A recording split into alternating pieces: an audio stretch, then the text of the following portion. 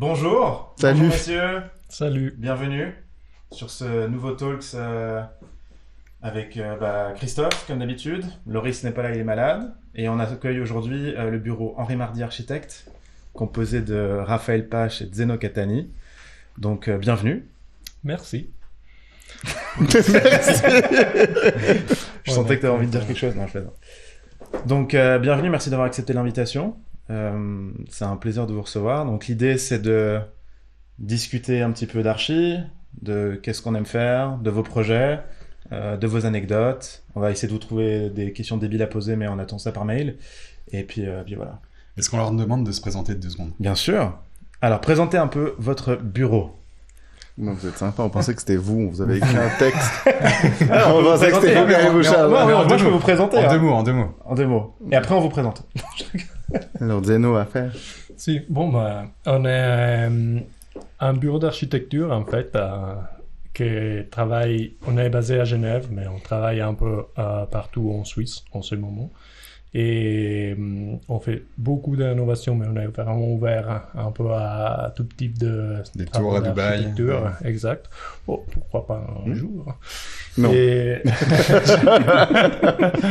On en discutera après. Exact. Et donc voilà, on se confronte au quotidien avec un peu question d'espace et avec tous les domaines de l'architecture aujourd'hui. Et vous vous êtes rencontrés comment, les deux? Au bureau, Christian Duprat. Exact. On a travaillé il y a maintenant, je sais pas. Zeno était là avant moi, et puis on a ouvert le bureau il y a 3 ans, à la suite du travail chez Christian Duprat. Bah, c'est là-bas qu'on s'est rencontrés chez Voilà. Christian, autour du projet de l'UIT. Voilà. C'était assez intense. D'ailleurs, bon, c'est vous qui avez du coup réalisé le concours Mhm. pour Christian. Ça s'était passé... T'étais arrivé au milieu, vous avez commencé... Qui avait commencé? Vous avez commencé en même temps? On a commencé en même temps. On avait commencé en même temps. Après, c'est ce genre de choses qui... On avait gagné ce concours au sein du bureau. On a démarré les projets. Et après, au bout d'un moment, on a vu que le projet avançait tout seul. Et donc, on a pris la décision de prendre notre... On s'est dit que si on pouvait gagner un concours là-bas, on pourrait certainement le gagner par nous-mêmes, ce qui n'a pas été le cas du tout. Pas encore. Mais on se débrouille maintenant, ça fait 3 ans. Et Ouais. on a quoi faire. Donc, Ça, on comprend on voit. exact. Et du coup, après avoir quitté Christian, vous aviez déjà commencé à réfléchir à des projets, vous aviez des choses, ou c'était vraiment, vous vous êtes dit, on quitte, on se lance et on démarre, ou ça s'est passé comment? On avait un projet pour la ville de Genève qui nous a fait prendre un peu la décision de démarrer notre bureau. Non. Projet... Ah, on a eu non, le projet est venu. Non, le projet est venu d'une fois qu'on a décidé de quitter. Si. Mais on l'a eu par le biais de Christian. Mais ça fait qu'on a décidé de quitter sans rien avoir. Mais que quand on a décidé de quitter ce projet, on a été aidé parce que la ville de Genève avait une étude à faire à Christian. Il a proposé que ce soit nous qui la faisions parce qu'il avait pas forcément le temps. Il avait envie aussi qu'on puisse se lancer là-dessus. Mais on n'a pas quitté en se disant Ouais. qu'on allait avoir forcément ça. C'était pas un élément déclencheur, quoi. Non, C'était un élément confortant, on va dire. c'était un élément confortant. Oui. Après, n'a pas eu de suite, donc Ouais. en réalité, n'a pas aidé Ouais. du moment qu'on a commencé notre activité. Mais voilà, ça a permis de déjà commencer à travailler sur quelque chose et mettre la base pour après développer autre mandat et autres projets.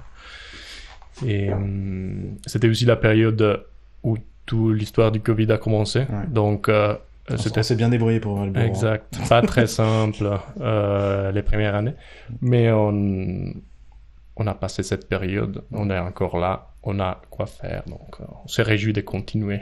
Là, on va vous poser un petit quiz pour connaître un peu mieux votre personnalité, vos sensibilités, où vous vous situez dans les questions d'architecture.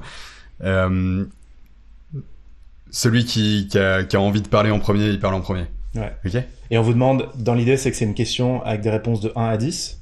Mhm. Donc, pour répondre entre 1 et 10. Mais si vous voulez développer, bah, c'est des points cool auxquels on peut après, on pourra développer tous ensemble. 1 étant, 10 étant. Et justement, attention, ça dépend de chaque question. Première question. Est-ce que vous êtes prêts? Oui. Donc, sur l'échelle de la liberté d'expression architecturale, allant de 1 à 10, vous vous situez où? Donc, Max Woodler est en 1 et Frank Gehry est dans 10.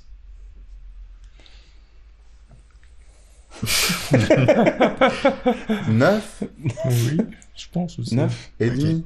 et demi. Ok. Qu'est-ce qui vous retient du dernier petit demi%? Que l'exemple était Frank Gehry. T'aurais aimé plutôt qui en 10? Qui pour toi représente genre le mec qui se pose le moins, enfin qui a la plus grande liberté, c'est-à-dire qu'il a pas forcément un. Gaudi. Ouais, bon, c'est vrai, Gaudi. Mais il est dans un style. C'est difficile. Ouais, c'est ça. Moi, je pense que même pas Gehry en C'est réalité vrai. est tout libre dans ce qu'il fait. C'est juste qu'il a décidé un peu les limites de sa liberté sont des limites un peu différentes des limites de quelqu'un d'autre. C'est plutôt ça. Mais nous, on se sent quand même Libre. assez libre. Oui, exact. Non, puisqu'après on verra quelques projets à vous. Il y a beaucoup de liberté. Et c'est ça qui est cool dans l'approche que vous avez. Il y a des petits détails qui sont. On va parler des oreilles des stores, on va parler de la boule de la main courante. Il y a plein d'éléments comme ça qui sont un peu distillés au sein du projet, qui montrent que vraiment vous avez. Mais on remarque aussi des principes structurants, Ouais. quelquefois. Donc on vous, va- vous pendant la phase du projet, vous mettez une limite ou pas? Non, l'argent. Puis c'est pas nous qui la mettons. L'argent, le temps. Oui.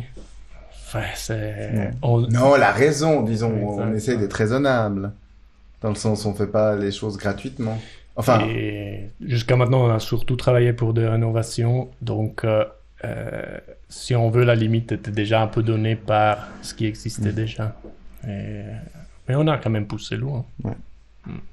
Mais je sais pas si vous voulez d'abord. Enfin, on va encore faire une question et puis après on va aller. On va il y a que regarder. 2 questions de 1. Non, il y en a 6. Ah. Attention. Question 2. Sur l'échelle donc de 1 à 10, on parle de passion du projet. Donc vous êtes prêts. 1, c'est le maître d'ouvrage s'entend pas du tout avec vous. Vous avez rien en commun, mais il vous paye. Donc, et 10, c'est vous avez tout en commun avec le maître d'ouvrage. C'est une passion folle, mais il a rien comme argent. Vous préférez travailler avec qui? 5. Moi, je pense qu'il faut un 1 et il faut un 10 en même temps, presque. Moi, j'arrive pas à travailler avec un 1. Ouais. Oui. Un Et 1, j'ai de la je pense. peine à travailler avec un 10. Ah ouais? Ouais. C'est quoi? Quand il n'y a pas d'argent, il n'y a pas d'argent. Si on peut pas faire, on peut pas faire. Ah ouais, mais dans le sens, c'est pas forcément qu'on puisse pas faire, c'est qu'on puisse pas avoir l'argent pour l'ambition qui est peut-être dedans. Là, je pense qu'alors, c'est un peu des dynamiques différentes qui doivent s'installer. Et je pense qu'on trouve souvent aussi des solutions qui ne sont pas chères pour quand même réussir Un bon projet. dans d'exploits exacts et à faire des choses qui vaut quand même la peine de regarder et vivre, je pense. Et là, jusqu'à présent, vous avez plutôt eu des 1, des 2, des 3. On a eu des 8. Non, 8. Ouais, moi j'aurais. Non, ils avaient quand même assez d'argent pour faire des choses. Je dirais des Oui, 6. Et après, on a eu des combinaisons. C'est des gens qui avaient assez d'argent pour ce qu'ils voulaient faire et l'envie de faire bien. Donc c'était ni des 1 ni des. C'était des 5. C'était parfait. Il y a aussi des cas de figure où les personnes ont assez d'argent à y mettre, mais ils ne veulent pas. Donc là, c'est des autres batailles. Ça, c'est les autres batailles. Alors, troisième question. Sur ton attachement à ta région, et ça, j'aimerais bien avoir ta réponse, ça va être drôle. Bref. Donc, de 1 à 10, tu construis toute ta vie dans la même région, et tu es très attaché, tu y travailles, tu y résides, ou tu travailles d'où tu veux et tu travailles et tu projettes où tu veux. Qu'est-ce que tu préfères? Mais c'est quoi notre région? Parce qu'on vient pas de Genève, ni l'un ni l'autre. Bah justement, c'est ça qui est drôle. Ton idéal, ce serait quoi? Ce serait toi, tu viens du Valais, donc est-ce que ce serait Saint-Gingolph, région, plus un peu plus bas jusqu'à Martigny? Ou plus haut, pardon. Ouais.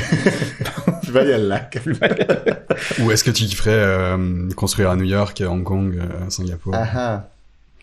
Et toi venant justement du nord de l'Italie aussi. Moi, je pense que c'est à nouveau un 5 peut-être, dans le sens que je me sens tout à fait libre de pouvoir construire, peut-être à niveau européen. Ouais. Dans le sens que je pense que je pourrais imaginer de construire un peu partout, de travailler un peu partout, et en Europe. Moi, sans gros bureau, je dirais au niveau suisse. Et si un jour on a 150 employés au niveau européen? Monde, ça t'intéresse pas? Il y a quelle partie dans laquelle t'aimerais vraiment travailler? Il y a une partie du monde où t'aimerais essayer de travailler? Genre, je sais pas moi, le Kazakhstan. Non, Genève. Ouais. Ça serait bien. bien. Il y a beaucoup de choses qui se construisent, puis c'est pas nous qui construisons, puis c'est pas toujours bien. là, ça serait cool. Ça serait cool. Non, ailleurs, non. Bon, je trouve aussi que c'est intéressant de... Enfin, à un autre niveau, peut-être qu'on a plus à apporter. Ouais, en fait, je sais pas. Non, oui.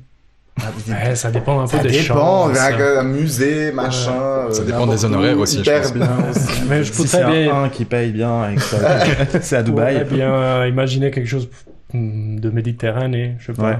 Ça, Ouais, une maison de vacances. Pas mal, Un pas mal. machin comme ça. Ouais, j'ai racheté un château en Ligurie.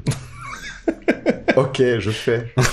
Tu penses qu'on pourra Mais j'aurais pas envie d'aller construire le nouveau La Rose siège des Vents à Dubaï. du Parlement du Kazakhstan. Non, ça m'intéresserait pas. Ni pour venir à Dubaï, j'aurais pas du tout envie d'aller construire des tours au milieu du désert. c'est clair, il faut avoir quelques liens, je Bien pense, sûr. avec... Mais honnêtement, j'aimerais bien construire à Genève. Plus. Parce que pour l'instant, principalement de vos réalisations, c'est Valais Et Genève. et Genève. Avec... Ouais, mais à Genève, il y a souvent des... Je sais pas, il y a des nouveaux plans de quartier, il y a des nouveaux trucs qui se font, et... Non, il y a des trucs bien, mais il y a aussi des trucs pas très bien, des trucs moyens bien, puis des trucs bien, c'est toujours beaucoup les mêmes Ouais. qui se retrouvent, donc ça crée aussi un peu, voilà, et c'est pas souvent des jeunes bureaux, et ben après, il faut participer au concours, il faut aussi qu'il y ait des concours, parce que des fois, ça passe pas par le concours. Ça m'amuserait assez de pouvoir gagner une fois un bâtiment. Enfin, il y a plus grand chose à construire. Après, il y a beaucoup à transformer. Donc après, je sais pas, le rêve, c'est peut-être pas de repeindre des façades et de déposer des garde-corps pour les faire sabler. Parce que ça, vous Mais, avez déjà fait un peu de rénovation. Vous avez rempli vous avez un appel d'offres, non, rue de Carouge, il me semble. Ouais. Et ça s'était passé. Échec total. Échec total. Ouais, parce que les deux qui étaient en concurrence, enfin, le seul autre bureau en concurrence, c'était un bureau romain qui a fait des baisses d'honoraires qui faisait que en fait, c'était seulement ça qui a joué. Ok. Ouais, ça, c'est un peu le. Mais ça aurait pas été non plus un mandat fou, hein. Enfin, la dépose avait été faite, il fallait suivre, mais ça aurait été rémunérateur, disons. Ok. Je rebondirai après sur ça, mais je vais te poser la question 4 d'abord. Donc, sur l'échelle de ton approche à la matérialité, donc de 1 à 10, donc 1, c'est une cabane en bois au fin fond de la forêt, et 10, c'est l'appartement de Trump. Tu te situes où? Pour nous, Ouais, pour ou vous. pour le travail? Pour ce que tu veux, pour ce que tu produis, pour ce que tu projettes.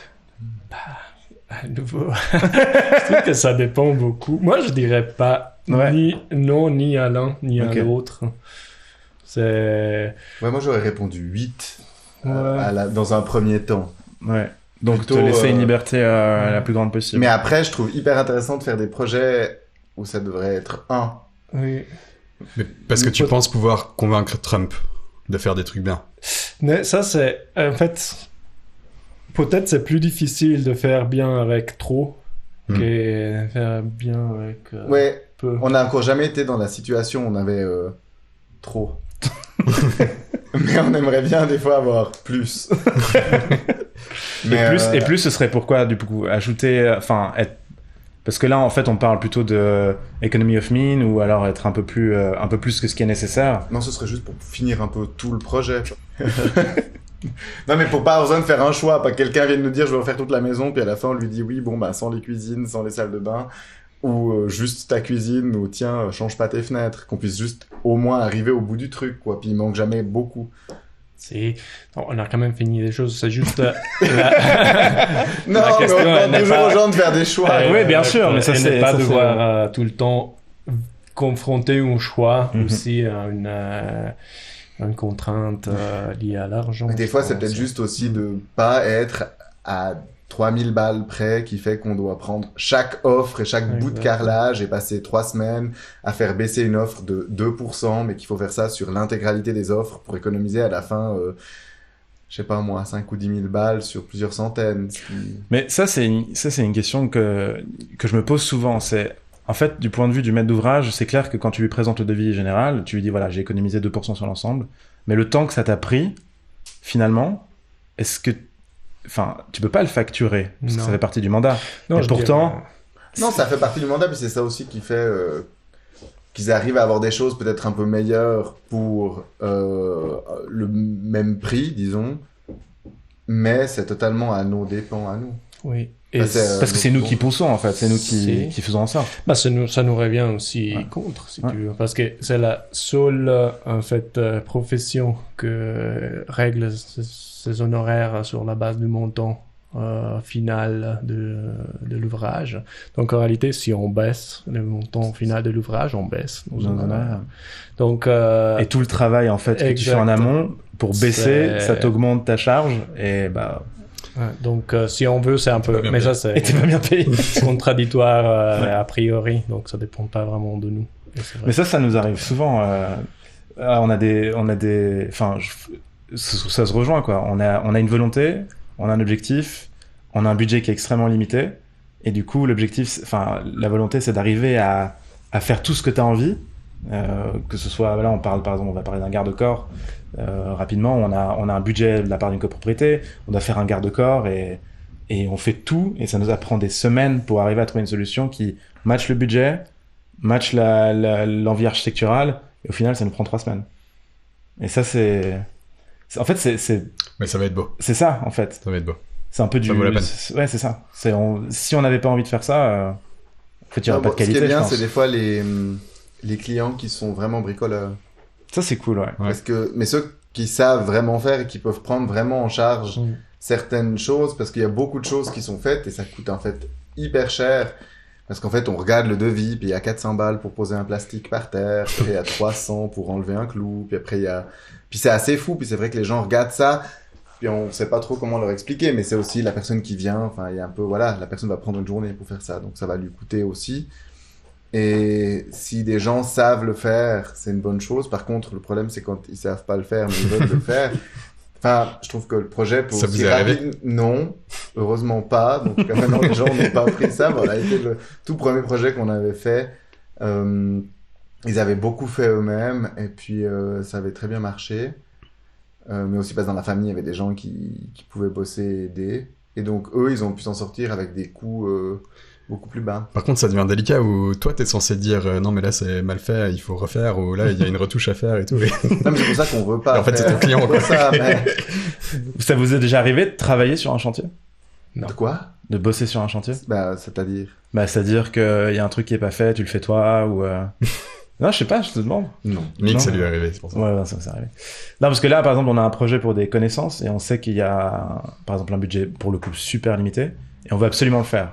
Et du coup, c'est nous qui allons faire la cuisine. Mais vous êtes payé. Pas ce que tu devrais, en soi. Mais on s'est dit, voilà, on paye le matériel, et puis notre temps, c'est le plaisir, quoi. Un peu. Allez, une prochaine question. Enfin, vous les aimez. Hein. Ouais. On aime le projet, surtout. Ils nous ont promis un voyage au Japon, donc... Bon, donc, Bon, il y a... Ils peuvent te payer la cuisine. Ouais, mais on n'a pas encore le voyage. Non, je rigole. Sur l'échelle de la culture allant de 1 à 10, t'achètes des livres où il y a que des images, ou t'achètes des livres où il y a que des textes? 1, c'est le texte ou c'est le... 1, c'est le texte. Et 10, c'est que des images. Moi, je pense que je suis un 3. Ouais. Ça dépend. Moi, j'achète des romans, des fois.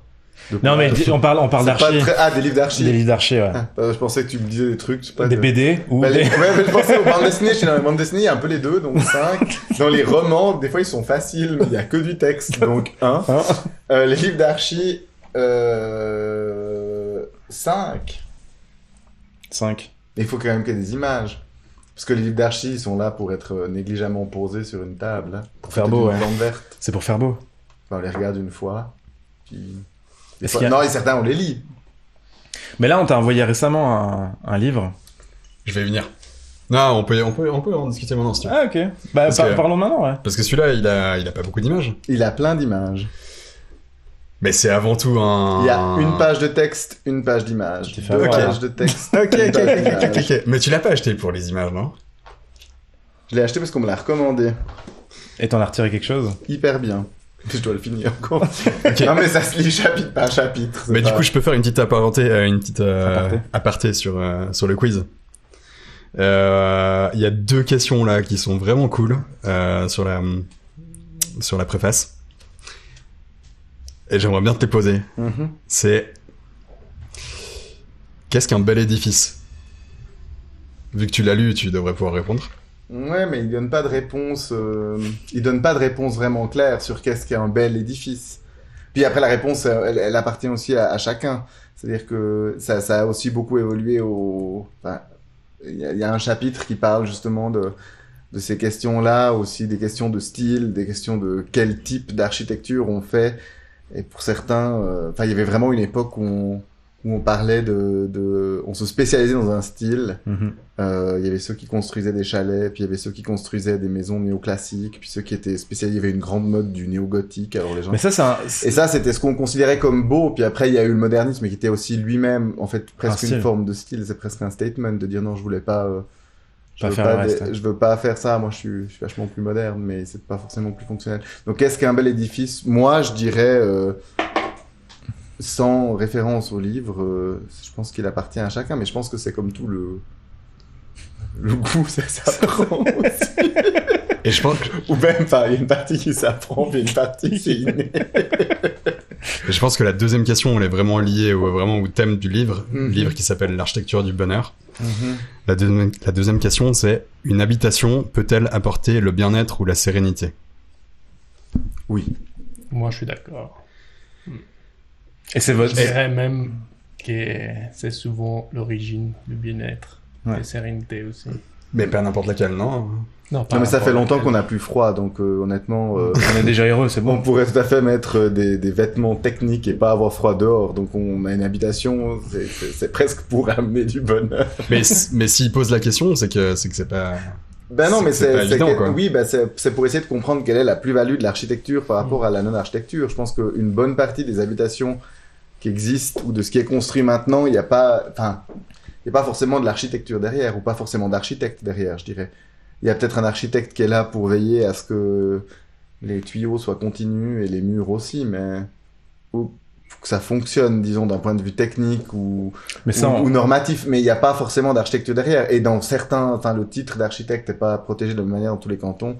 Il y a des fois vraiment littéralement pas d'architecte derrière une architecture. Et donc à partir du moment où il n'y a aucune réflexion architecturale, Mais est-ce que tu peux l'appeler architecture du coup s'il n'y a pas d'architecte derrière? Est-ce qu'on pourrait différencier ou est-ce qu'on pourrait bah, avoir on une n'est pas des définition? juges. Moi, je l'appelle pas architecture, non, Ok. mais c'est pas un problème. Enfin, je suis personne pour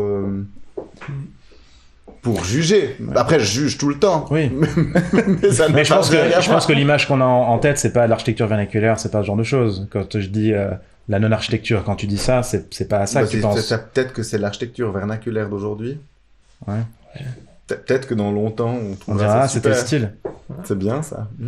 Après, Non, mais tu voulais Mais dire... le livre, vu que tu l'as reposé, quand même, je le recommande. Puis je remercie L'architecture du bonheur. Mélissa, qu'il faut que vous invitiez aussi, Avec plaisir. de Marginalia, qui m'a recommandé ce livre. Qui par ailleurs est apparemment très connu et qu'on devrait tous connaître. Mais du coup, on va voir votre projet. Montre. Merci Nico. On va voir vos projets incessamment sous peu. Mais est-ce que vous, dans ce que vous proposez en tant qu'architecte, vous estimez pouvoir apporter du bien-être et de la sérénité? Oui. Oui, je pense que c'est. Et comment est-ce que vous essayez de le faire?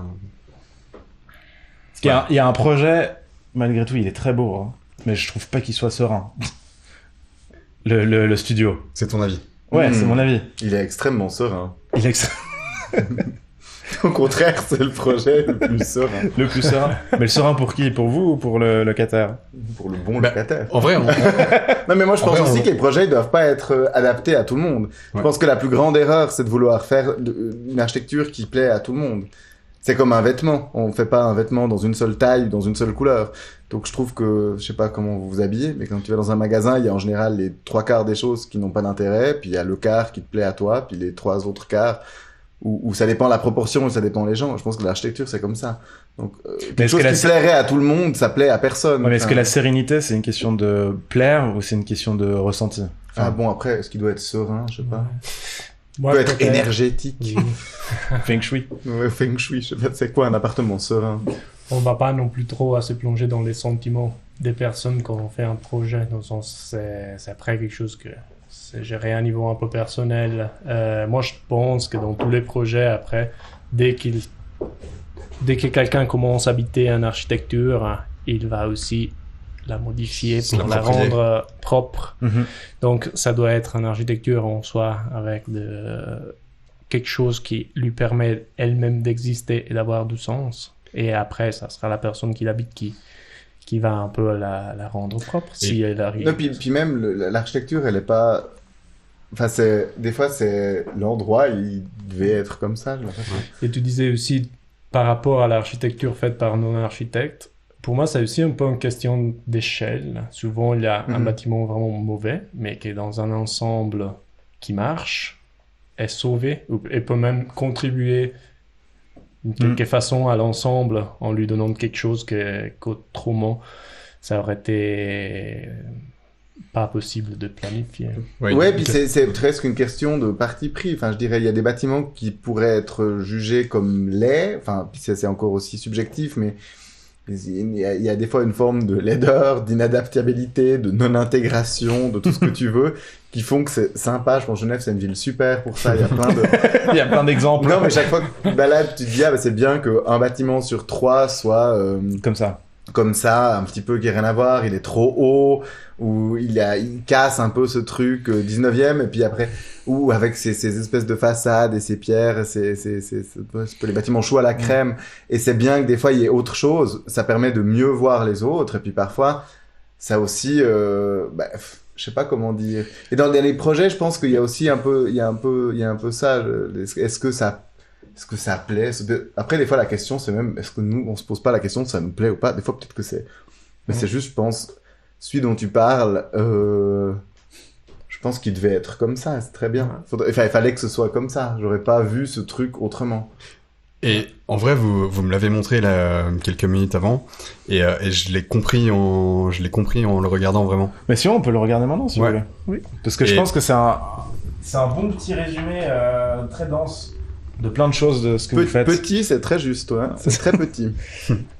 Ouais, c'était un de vos premiers projets. Ouais, vas-y.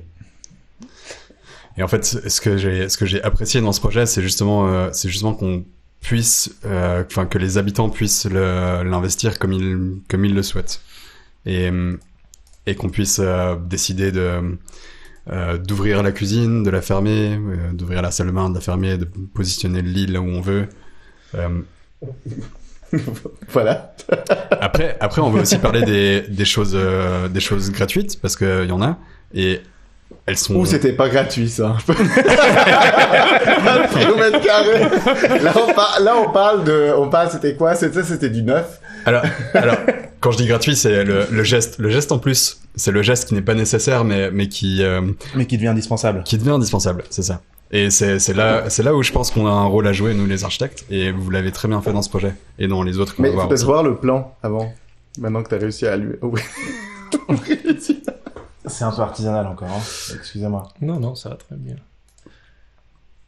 C'était une buanderie. au dernier étage d'un bâtiment sans grande particularité, mais c'était une buanderie au 7e étage avec un balcon avec une vue très dégagée. Et il y avait une entrée et ça a l'air grand, mais le tout fait 25 mètres carrés, balcon non compris. Wow. Mais c'est donc très petit. Et puis il y avait une pièce, enfin c'était décrépit, c'était plus utilisé comme buanderie non plus. Et c'était la caisse de pension de l'État de Genève qui possédait ça et qui a voulu en transformer en studio. Et donc avait pas non plus le temps ni la possibilité. Enfin donc des fois, parfois ils délèguent, donc on a pu être mandaté pour faire ça. Et et ils nous ont laissé aussi. Ils ont dit c'est tout petit, donc c'est pas. Faut en faire un truc. Oui, c'est pas. Tu sais, ils voulaient le louer, donc ils ont dit essayer de faire quelque chose de bien, et en sachant que oui. En fait, le fait qu'il soit si petit, c'était un peu, il y a rien à perdre. Ouais. Ni rien à sauver. Mais donc faites quelque chose. Si, il y a plein de choses à sauver. C'était un petit peu amusez-vous pour faire quelque chose de bien. Donc, ou de faire un peu le mieux de ça. Mais c'était presque trop petit pour faire un studio classique où on aurait mis un parquet correct avec des murs corrects et une cuisine.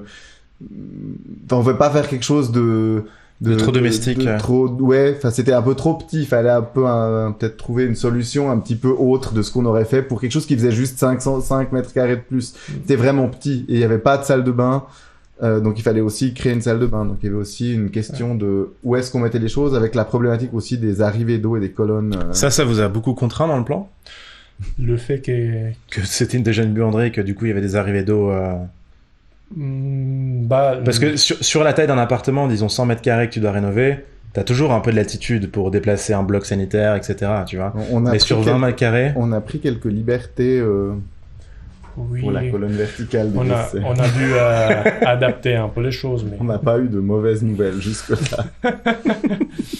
Mais montre un peu le. Oui, donc ce qu'on a fait, c'est qu'on a juste, en fait, il y avait un décrochement, on a mis la cuisine dans le décrochement en ici, bas. Exact. Et puis on a mis on a libéré le mur qui séparait la pièce puis qui englobait en fait ce poteau. On a laissé le poteau au milieu de la pièce et on a fait. Enfin, étrangement, on a créé une entrée dans ce micro-espace pour en séparer un tout petit peu. En fait, on a fragmenté un espace totalement minuscule.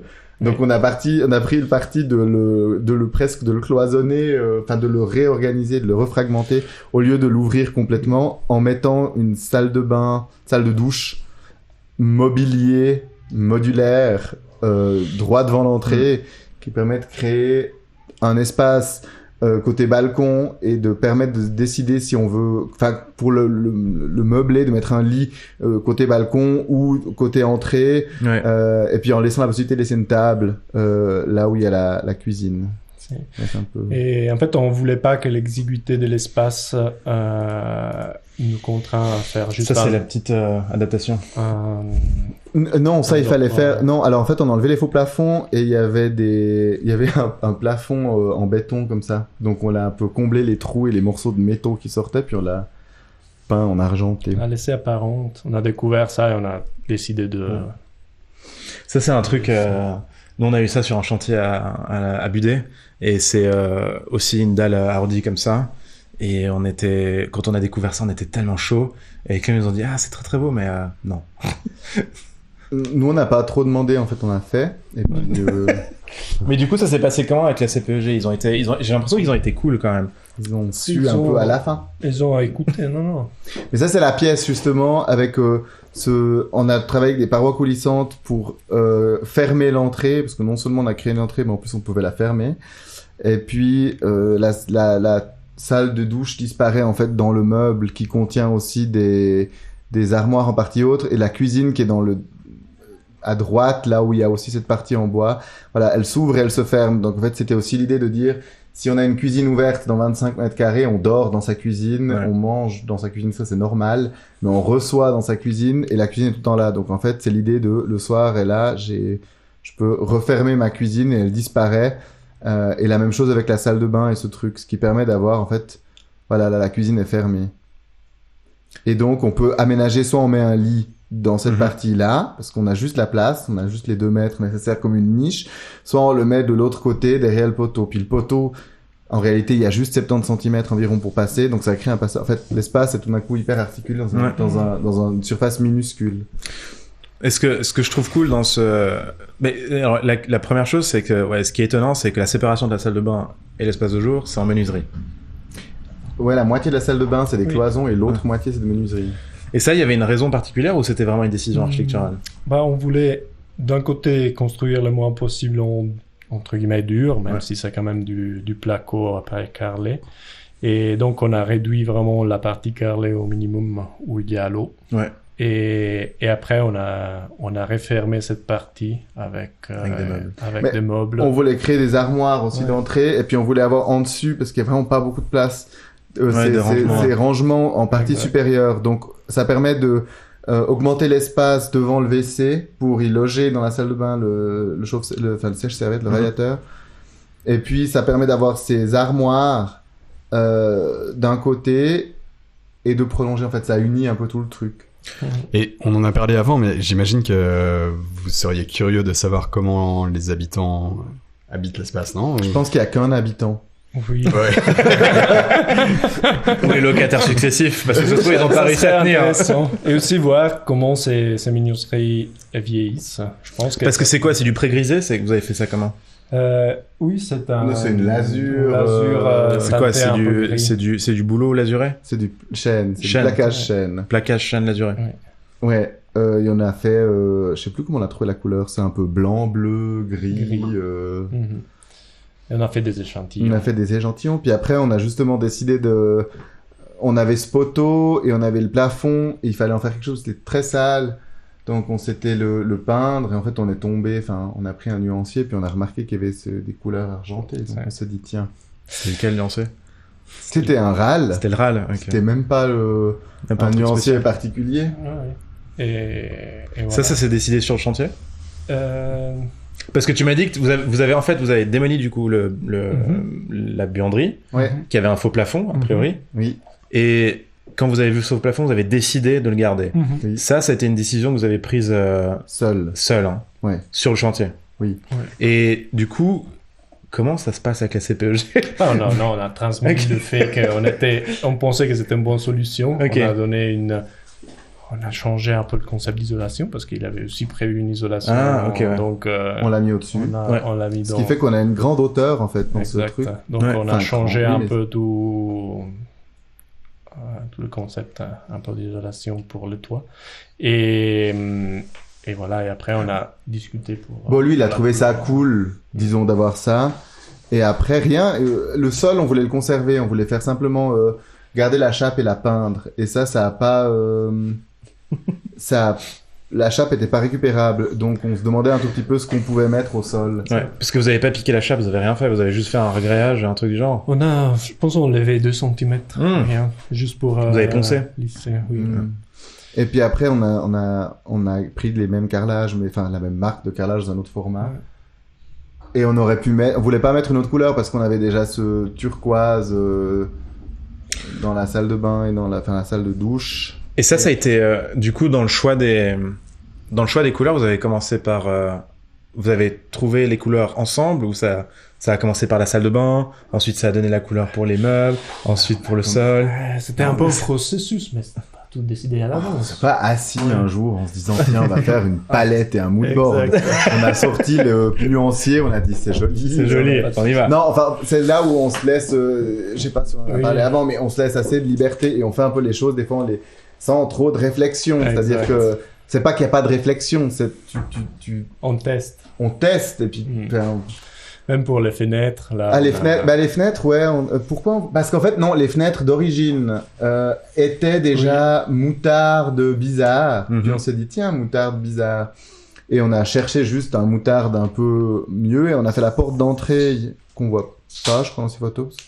Bon, là, on est repassé sur les Mais caméras. c'est égal. Et les fenêtres et on les a refaites en jaune. Puis après, avec le maître d'ouvrage, ça dépend. Si c'est un privé, ben c'est clair qu'il doit avoir les couleurs. Et puis là, en l'occurrence, il nous avait vraiment fait confiance. Donc, on n'a pas dit on va faire une salle de bain turquoise et des portes jaunes. On a dit on va faire une salle de bain en râle je ne sais quoi et une fenêtre en râle je ne sais quoi avec un plafond en râle je ne sais quoi. Et c'est beaucoup plus cryptique, mais tout a été dit. Et à la fin, ça s'est très bien passé parce que Mais Comment on a- brouiller les pistes. Mais ils étaient très contents, ils ont trouvé ça. Et je crois que, le retour qu'on a eu était très positif. Enfin, je comprends que quand ils font visiter cet appartement à Genève, il y a peut-être sur 10 personnes, 8 qui trouvent ça affreux, et puis 2 qui vont trouver ça très bien. Et si c'est 2 personnes, nous, on s'imaginait très bien comment aménager, je sais pas. Avec tes palmiers. On peut mettre des palmiers, on peut mettre des plantes vertes, mais il n'y a pas Non, parce besoin que de beaucoup. je me rappelle chez toi, le truc qui était trop cool, c'est t'as 2 palmiers en laiton, non? Mhm, Qui sont hyper beaux. mhm. Mais Bah là, ils iraient très bien, Ils les iraient très palmiers bien. en laiton. C'est des lampes. c'est des lampes, ouais, pardon. Je crois qu'on a des commentaires live sur Twitch. Ouais, je crois que c'est Loris qui pose une question. Ça commence où la liberté d'expression? Oui, c'était un peu tard. Un peu tard, merci. Mais en fait, j'arrive pas à comprendre la question. Parce que... Moi non plus. ça. Mais peut-être que c'est relatif à ce projet, j'imagine. Non, c'était avant. Ah, c'était avant. Mais Ok. du coup, j'avais pas compris, j'ai pas relevé. Mais moi, je propose qu'on passe à un projet suivant. Mais juste avant ça, je voulais poser la 6e question. Mhm. Parce que du coup, c'était la dernière question qui Ouais. nous restait. Et je pense qu'elle est un peu plus, elle est assez, enfin, elle est liée au projet après. C'est sur l'échelle de ton fonctionnement en tant que bureau, de 1 à 10. Parce qu'en fait, ça résume un peu ça. Donc, bon, vous êtes 2 pour l'instant dans le bureau. Mais votre idéal, 1, c'est vous faites un croquis et vous le déléguez. Vous vous en occupez plus. Ou 10, tu fais ton croquis, tu fais ton plan, tu fais ta soumission, tu fais ton chantier, t'amènes le café à l'ouvrier et à la limite tu l'aides quoi. Dans le contrôle, dans le projet, vous vous situez où? Où est-ce que vous voulez vous situer? Parce que juste avant de répondre, on s'est connus au bureau, Oui. donc chez Christian. Toi, t'étais en exécution à ce moment-là. Tu finissais un projet et donc je te voyais en chantier, donc je te voyais vraiment faire tout parce que t'étais seul sur le projet pour rien de ça. Et toi, je t'ai connu où on était déjà dans l'avant-projet de ULUIT. Et donc, t'avais fait quand même l'école de Champel, de Christian et de Pierre Libra. Et donc, c'était assez drôle cette La période. peinture, d'ailleurs, c'était la même couleur. C'est la même couleur et ma- J'avais jamais réalisé. Mais du coup, dans involontaires. les deux attitudes qu'on avait chez Christian, de ce que j'ai l'impression, c'est qu'il y avait on déléguait peu, on déléguait pas du tout même, parce soit on nous déléguait le travail, mais la plupart du temps, j'ai l'impression que on était très autonome chez Christian Duprat. Est-ce que là, vous avez un peu la même chose? Est-ce que vous vous déléguez du travail parmi? Est-ce que comment vous fonctionnez? Il faut répondre de 1 à 10. Alors, de 1 à 10, c'est tu préfères faire un croquis et ne plus jamais entendre parler ou aller jusqu'à faire le café de l'ouvrier pour tout contrôler? 5. Ouais. J'ai super Dans moite-moite. l'idéal, c'est avoir Par exemple, les pas mal. soumissions, pas. Oui. Ouais. Le chantier, oui, mais pas que. Enfin, peut-être avec, si possible, quelqu'un aussi Mais il d'autre. faudrait aller comme les anciens architectes, ils allaient avec Ouais. du costard sur le chantier. Ouais. Peut-être Ouais. il faudrait faire la même chose. Un peu faire le tour, Oui. comme ça. Ouais, tu regardes un peu et puis tu... Un peu comme ça. Mais par contre, je pense que c'est T'as envie qu'on te important. serve le café à toi, quoi. Ouais. Ouais. Mais je pense que c'est important de passer au moins Non, une fois amener les par- bières sur le chantier volontiers, partout. mais... Mm. Ah, vous avez déjà bu des bières avec des mecs sur le chantier ou pas? À la fin. À la fin, À la ouais. fin. Jamais pendant. Non, pardon. Non. Mm. Nos chantiers, souvent, ils sont loin, donc on boit pas des bières. Mm. Mais celui de Genève, par exemple. Celui de la CPEG. Non. Non. Bah, il fallait Je déjà pense qu'il y ait que- quelqu'un sur le chantier, parce que Exact. comme le chantier faisait 12 mètres carrés, Il y a des il n'y avait bières. jamais personne, donc c'était déjà une victoire qu'ils soient là, on n'allait pas les faire boire. Il fallait aller les chercher. Mais c'était nous Mais, qui a suivi. Ça vous a jamais arrivé de négocier un truc à faire contre une bière sur un chantier? Non. non. Non, s'il faut faire, il faut faire. Mais 5 pour répondre. 5 pour Mm. répondre. C'est-à-dire pas tout. Moi, des fois, je trouve que ce serait cool d'avoir des gens pour faire certains plans, certains trucs, Oui. pour gérer un peu de l'admin, ou pour... Après, faire tout une fois, je trouve que c'est bien. Ouais. T'apprends Mais, quoi. exact. Mais même plus d'une fois, mais je trouve qu'il y a des choses pour lesquelles c'est plus intéressant de travailler que les autres. Et il y a un truc qui vous fait expressément kiffer dans le processus. Est-ce que le chantier, c'est un truc que vous aimez? Est-ce que l'avant-projet, c'est un truc que vous préférez? Est-ce que la remise des clés? Parce que des fois aussi, c'est genre l'aboutissement. Non, c'est pas Oui. fini quand on remet les clés. En général, les gens emménagent et après, il y a Ah, ils encore... t'appellent, ouais. Non, Non c'est pas fini. Il faut encore finir de carreler, Non, mais il faut nettoyer. quand je dis remise des clés, c'est que vraiment, t'as Mm. rendu le projet même aux autorités, t'as fait ta truc de conformité. Alors, je sais pas si on a déjà rendu des projets. Vous avez jamais fait de plan de conformité? C'est Zeno qui s'en occupe. On délègue des trucs. On délègue. Je sais pas comment on fait. Parce que l'avant-projet, moi, c'est ce que je préfère. L'avant-projet. Vraiment le tout avant-projet. Bah, ça a la beauté d'avoir un peu toutes les possibilités ouvertes. Le croquis, quoi. Après le croquis. Ouais, donc déjà dessiner, déjà prendre des décisions. Ouais. Non, mais des décisions de plan. De plan, ouais. Mais les 2 Oui, on jours parle pas de où on matériel. donne la stratégie au client. Ouais. Avec la variante 1, 2, 3, 4. Et Celle qu'on veut, puis on fait Comment tu mets en avant celle que tu veux? comme ça. La pousse. Mais est-ce que les 3 autres, elles sont bien ou elles sont... Si elles sont pas bien, on les montre pas. Et s'il y en a qu'une de bien, on montre qu'une. Oui. donc en fait, tu montres qu'une variante. Non, parce que souvent, il y a quand même des choses avec du Ouais. potentiel. Bah, quand on est sûr que la bonne variante est la bonne, on peut montrer les autres. Ok. Et ça t'est jamais arrivé au client de dire, j'aime beaucoup ça de celle-ci, mais beaucoup celle-là On de lui fait là. comprendre qu'il a mal compris. Mais non, ça n'est jamais arrivé. On devrait ajouter une question dans le quiz, c'est de 1 à 10, t'es despotique avec tes clients. 1, c'est tu laisses tout passer. 10, t'es Raphaël Pache. Moi, je dirais que je suis 1, mais les autres diraient que je suis 9,8. Et les Non, 0,2, je c'est parce qu'il y a rigole. Franck Guéry, c'est ça? Non, je sais pas, moi. Mais non, mais on n'a pas... Ouais. Je crois que des fois... Moi, je pense des fois, je peux être un peu... Pas si despotique, c'est le mot, mais... Non, mais sûr. Ouais. Mais c'est un, Trop sûr. mais c'est un truc que, à part ça, quand je suis arrivé chez Christian, quand on commençait les séances de mandataires ensemble, avec les ingénieurs CVSE, c'est un truc que j'avais beaucoup aimé chez toi. C'était que justement, tu dis non, c'est pas comme ça. On l'a décidé comme ça. C'est comme ça. Et ça, c'est un truc que, quand moi j'étais dans un ancien bureau, on n'avait pas cette habitude-là. C'est les clients qui disaient tout. Le but, c'était de construire, de gagner des sous. Voilà.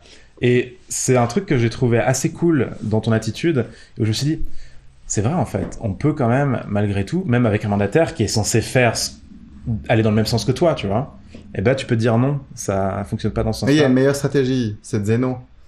Tu dis rien, puis tu fais comme tu veux. Puis après, c'est fait. Les gens te demandent pourquoi, puis tu Mais Zeno, je la voyais question. pas, j'entendais Puis pas. après, tu tournes la tête, puis tu vas... Moi, j'entendais. Et tu me reviens jamais. comme Zeno ne parlait pas, je l'entendais pas le Mais faire. c'est pour tu ça. vois. Ben, c'est parce qu'ils parlent pas. Et moi, je dis, il faut leur dire, tu vois, il faut leur dire. Je dis, non, on Ouais, dit t'inquiète pas. Si tu présentes pas les options, Y a pas d'option. il y a pas rien. d'option. Il faut choisir la couleur. Moi, je dis là, non, faites comme ça, faut faire rouge. Puis eux, ils sont là. Ah, je peux Zeno, il dit, Et un jour, c'est rouge. Puis finalement, on n'a pas laissé, Oui. Sinon, là, Mais je prends ça pour revenir un peu en arrière et peut-être, moi, j'aime quand même quand il y a le passage du papier à la réalité. Moi, je pense que ça, c'est quand même quelque chose d'important dans ce qu'on fait. Et donc Pardon, vas-y. C'est assez magique, non, Ouais. ce passage-là aussi. C'est... On se rend compte, mais c'est moi qui ai fait ça? Et ouais, il y a cette façon de dire en italien que tra il dire e il fare c'è di mezzo il mare. Et entre ce que c'est dit, donc un peu le projet, et ce que c'est fait, il y a la mer. Moi, j'ai souvent l'impression d'être là, nager. Et je trouve que c'est bien de temps en temps d'arriver quelque part. Est-ce que l'expérience te permet de partir en bateau plutôt que de nager ou pas? Mais ça dépend du bureau. Ça dépend du bureau. Exact. Un peu des moyennes que t'as. Ouais. Mais voilà, c'est quand même mon traversée. Et dans l'idée, imaginons dans 10 ans, vous avez 15 employés, même plus, enfin, si vous en avez envie. Ça, c'est aussi en fait, dans 10 ans, retraite. on aura déjà construit à Dubaï, c'est bon. En fait, on aura trop délégué, on n'aura plus Plus de boulot. Travail. de travail. Dans 10 ans, aucune idée. Ok. Mais votre volonté, est-ce qu'il y a une volonté de faire les choses? Vraiment, ça veut dire que il faut se donner les moyens de faire les choses, ou vous voulez avoir un objectif et puis enfin je sais pas comment vraiment expliquer la question. Mais... Peut-être que je peux la Ouais, reformuler. vas-y. Est-ce qu'il y a une patte Henri Mardy? Une patte, une signature. Un peu. Je pense pas. Même si elle est invisible. Franchement. Ok. On passe à l'autre projet? Ouais, on peut passer à toi. Non, bah, Attends, je vais pas répondre, oui. Oui, alors totalement. Totalement, merci beaucoup, au revoir. L'excellence. Non, mais à part ça, Les carrelages 5 par 5 multicolores. Ça, on a vu que ça, c'est très, très récurrent dans votre production. Mais on a trouvé le carrelage qu'on voulait, donc maintenant, on l'utilise. Il est mieux que C'est les quelle autres. marque? On peut pas faire de on peut pas publicité. faire. mais moi je me pose la question parce que j'en vois une. Hein. On va passer aux autres projets et. Aimez-vous le carrelage? Ah oui, bon, ça c'est ce qui saute aux yeux évidemment. Mais on Mais n'aime pas particulièrement le carrelage. Et c'est ça qui est amusant aussi. C'est pas parce qu'on l'aime, c'est parce qu'il doit être là. Par exemple, dans cet endroit, c'est très bizarre d'avoir du carrelage, mais ça aurait été pas bien d'avoir du bois. Pour vous, c'est, en fait, j'ai l'impression que plus on parle, plus il y a des choses pour lesquelles, pour vous, c'est une évidence. C'est qu'il n'y a même pas de question à se poser. Non, Non? Non, je pense pas. Nous, on essaye toujours de prendre une décision et s'y tenir. Mais après, quand même, on se pose beaucoup de questions. On se pose beaucoup de questions, mais pas très peur. Ouais. Enfin, si le projet est bien, qu'il soit vert, bleu, rouge, orange, il va être bien. Par contre, si on a décidé qu'il fallait que ce soit dans cette matière, que le plan soit comme ça, que la salle de bain soit à cet endroit-là, ou que le sol devait être dans ce matériau-là, il y a certains trucs sur lesquels on lâche pas. Puis des Et fois, c'est- peut-être qu'on se trompe aussi. Est-ce qu'il y a un truc pour lequel vous avez vraiment dû vous battre, pour lequel vous n'avez pas lâché? Est-ce que sur un de ces projets qu'on va montrer là, justement, Oui. ce serait cool. Oui, C'était notamment Je un vais- carrelage. je Nico, un je carrelage. Je vais mettre sur l'écran, je vais sortir les images. C'est bon? Ok. Donc sur quel projet vous vous êtes vraiment, on va dire, battu pour Là, C'était- T'aimes ça, là, c'est les Maracottes? moi, les je- marécottes, ouais. Ah, je pensais au carrelage de la piscine. Mais- Ah, carrelage à piscine. Ouais, mais mon Ouais, parce que pour la piscine, je voulais c'était rebondir. juste une question de couleur. Oui. Ouais, parce que justement, je voulais rebondir. Tu m'as dit que le carrelage soit rouge, Mais blanc, le jaune ou carrelage, bleu. c'est une question. Mais celui-là, il devait être blanc. Oui. Il devait être blanc, il devait être comme ça. Ah, on a un téléphone sur le téléphone du bureau. Merci. Mais Donc, non, moi je Maracottes. pensais aux marécottes. On va regarder Maracottes. Et ça, Il y a pour aussi résumer, des plans, hein, sinon. mais- tu veux que je monte les plans d'abord? Tu peux aussi L'existant, prendre les ce que tu suivantes. Je pense que. En Ah fait, oui, les suivantes, t'as les existants. Bah, tu Alors, peux prendre oui, tout. non, mais il y a un truc. que Parce je qu'il trouve faut, c'est drôle. bien de voir avant, après. Mais il y a un truc que je trouve drôle, c'est que pour les autres projets, vous n'avez pas transmis les. Ouais, vas-y. Vous n'avez pas transmis les Parce qu'on a oublié. existants. Mhm. Ah, ok, vous avez oublié. Ouais. On C'était a un truc que remarqué vous vouliez juste faire. avant. Ok. Et puis, c'est comme les plans, il y a aussi une vraie Vous question. pouvez, vous pouvez On a des plans qui sont ça a moches. marché. Parce que Sur le clavier. on fait un peu tout.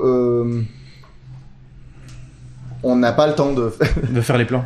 Non, enfin, on a le temps de faire les plans, on fait des plans d'exécution, on fait des plans pour 1001 trucs, mais ça se suit, mais on n'a pas de plan de présentation digne de ce nom. Donc, et puis là, on a fait un peu à l'arrache, puis c'était soit on prenait 3 jours pour faire des plans, c'est pour ça qu'on n'en montre pas. C'est un peu des trucs qu'on aimerait faire, mais pour le moment, on a un peu la tête dans le guidon, puis on fait nos projets, on essaie de les finir bien, et puis de les terminer, mais c'est pour ça que nos plans sont un peu pourris, mais c'est pas grave, Puis les plans d'exécution, après, c'était toujours des plans qui étaient un peu focus sur un truc. Donc ça, c'était après, ils étaient perdus dans les méandres du projet, entre les plans électriques, le plan de détail de cuisine, puis on n'avait pas de... Enfin, on n'avait pas on n'avait pas refait le plan qu'on avait fait au départ du projet, parce qu'après, on modifiait, donc tout d'un coup, c'était des plans très denses sur lesquels on pouvait pas lire les choses. C'est juste pour expliquer pourquoi nos plans sont pas extrêmement au niveau de plans Oui, oui. qu'on montre d'habitude. Mais Parce que vous avez, je m'imagine, vous avez aussi les plans de calpinage, des trucs comme ça aussi. Non, d'accord. Pas forcément toujours. c'est des carrés. Ouais, non. Et souvent, Vous faites pas vraiment, que du carrelage 5-5. Ben là, oui. Puis l'autre, c'était du 10-10. beaucoup de choses, on les décide sur chantier. On les dessine même pas. Beaucoup Ouais. de choses, on les fait dessiner peut-être aux entreprises. Ouais, ok. Donc après, on valide leur plan. Mais Donc, ça, c'est. Bah, je pense. On dessine un minimum, hein. Minimum. Moi, j'aimerais bien. C'est de, que vous- c'est de la rénovation, donc après on dessine toujours 20 000 fois. Donc déjà, tout ce qu'on dessine, on fait le projet, et à ce moment-là, on fait un plan un peu correct pour montrer aux gens qu'on aménage, qu'on fait bien. Puis après, on fait des plans, c'est clair. Après, pour les s'il y a des déposes, on fait des plans de dépose, et voilà. Mais et de mieux en mieux, disons, de plus en plus, voilà. Mais souvent, on se remarque que on est sur le chantier, ils font un mur, on dit fais un mur, et ils font le mur. Et on fixe la cote là parce que toutes les cotes qu'on a sont fausses, parce que tous les plans qu'on avait étaient faux, parce que toutes les les mesures qu'on avait prises étaient plus correctes une fois qu'on avait démonté les choses. Donc on peut faire le choix de redessiner 500 fois les trucs ou d'avancer un petit peu comme ça. Puis parfois il y a des choses qui avancent, puis on modifie un petit peu morceau par morceau, parce que on démonte et on remonte. Mhm. Donc, J'aimerais bien que vous nous présentiez ce projet assez rapidement avec les principes généraux et ensuite avec des anecdotes. Ouais. Bon, ça c'était un jeu, il y avait ce plan que c'était un plan au rez inférieur, si on veut un jardin. Après il y avait un rez partie haute, donc le premier étage d'un homme. Après il y avait un étage supérieur qui était tout cloisonné sous pente, donc quelque chose vraiment un peu difficile à vivre. L'idée c'était en fait la volonté aussi du client. C'était de connecter cet étage qui était au rez inférieur avec les autres étages. Et nous, on a aussi pensé de pouvoir faire un accès inférieur pour permettre d'accéder depuis les jardins directement dans la maison. Donc ça est devenu, si on veut, un studio, mais connecté avec la partie supérieure. On voit l'escalier là, en haut dans l'angle, à droite. On a utilisé la cave. En fait, le seul moyen de connecter, c'était un chalet. On n'a pas dit c'était un chalet, et c'était ces chalets qui ont le socle en maçonnerie. Bon, quand celui-là, il a la moitié du chalet en maçonnerie, mais il y avait un appartement séparé, et donc la connexion pouvait se faire uniquement par la cave parce que c'était le seul endroit où on avait une superposition possible sans mettre un escalier au milieu du salon. Donc, on a isolé la cave. Et on a gardé l'autre partie de la cave en local technique parce qu'on a installé le chauffage central parce que c'était un chalet de vacances qui est tout à l'électrique. Et donc, dans la petite pièce en bas à droite du plan, c'était une espèce de chambrette, mais de 5 mètres carrés ou 6 mètres carrés, qui est devenu un accès supplémentaire par rapport à l'accès principal de l'étage suivant, qui est celui-ci, où on a créé une entrée. Mm-hmm. Et dans cette entrée, on a l'accès à l'étage supérieur et l'accès à l'espace principal. Parce que si tu remets le plan d'existant, voilà, on avait une entrée avec une salle de bain qui servait à rien, une cuisine en îlot, enfin en haut, ouais. avec un espace au fond qui était un petit peu étrange. Et on avait surtout l'escalier qui au montait milieu, ouais. au milieu avec un poteau qui rendait l'aménagement un petit peu compliqué. Et donc nous, ce qu'on a fait, c'est que cet escalier, on l'a superposé dans l'entrée. On a fait une grande trémie qui s'est révélée être plus compliquée parce qu'en fait, cette partie du chalet n'était pas en bois mais en maçonnerie. Ah, ok. Ce que personne ne savait, pas même le charpentier. Et ça, Après, on aurait pu faire des sondages, mais... Ouais. Ah, ça... Non, mais tout était caché sous des couches et des couches et des couches et de c'était bois. la et de maison du client. Ouais, c'est la maison. C'était la maison du client, ouais. Et donc la cuisine, on a refait cette cuisine avec un grand îlot puis une niche de cuisine avec une ouverture qui donne sur cette entrée, et puis l'entrée donne accès au salon salle à manger qui est voilà. Et ensuite donc on arrive sur le palier où on a sacrifié une chambre.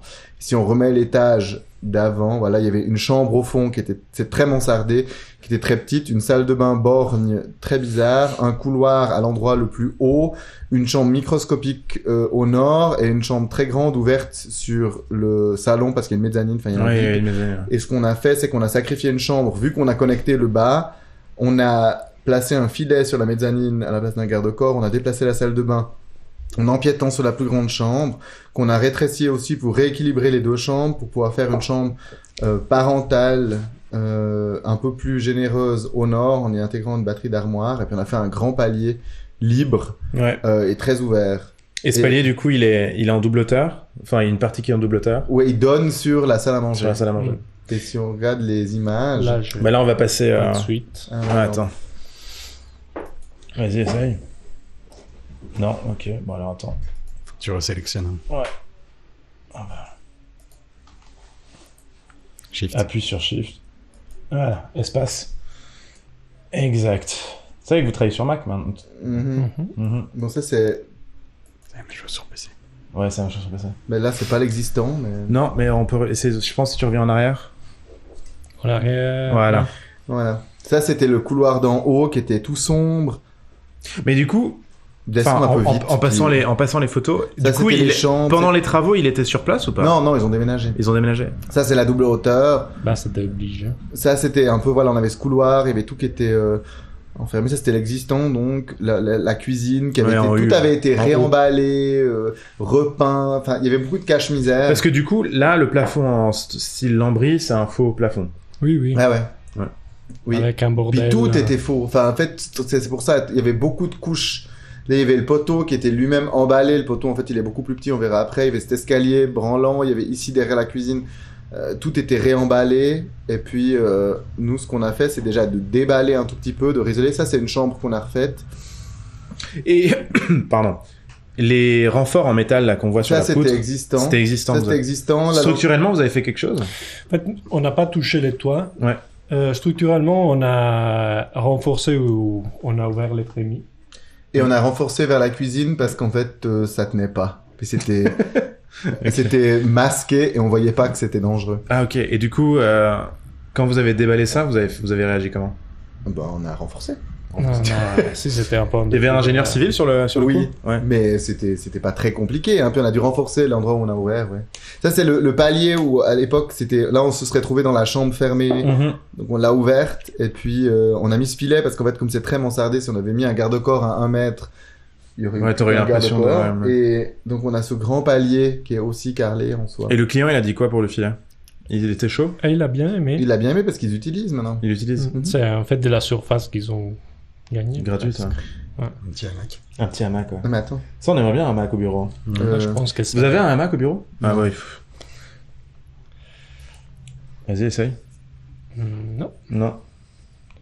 Mais attends, mais... Ah, voilà. Ouais, ça, c'est Ça, alors, pardon de te couper, hein. Ça, c'est une image que je trouve vraiment cool. Tu sais pourquoi? Non. Parce qu'on voit vraiment ce que vous avez fait. On a déballé, puis on a carrelé. Là, on a l'arrivée de nouvel escalier qui arrive à l'endroit où avant il y avait une salle de bain. On a les 2 portes. Puis ça, c'est la cheminée qui passe, qui était emballée dans du lambris peint en jaune. Et ça, du coup, par rapport au corps de métier, parce que je pense que ça, c'est une décision que vous avez prise sur le chantier, parce que vous avez déballé ce boisseau, qui est en dévers, clairement, qui fait une forme un peu bizarre. Et ça, vous avez fait comment? Vous avez pris la décision sur le chantier en se disant, bon, on part ici, on arrive là, il y a un décalage enfin, on part en bas, parce que si on remarque, la menuiserie Oui. est décalée vers l'intérieur en bas. Elle suit la poutre en haut.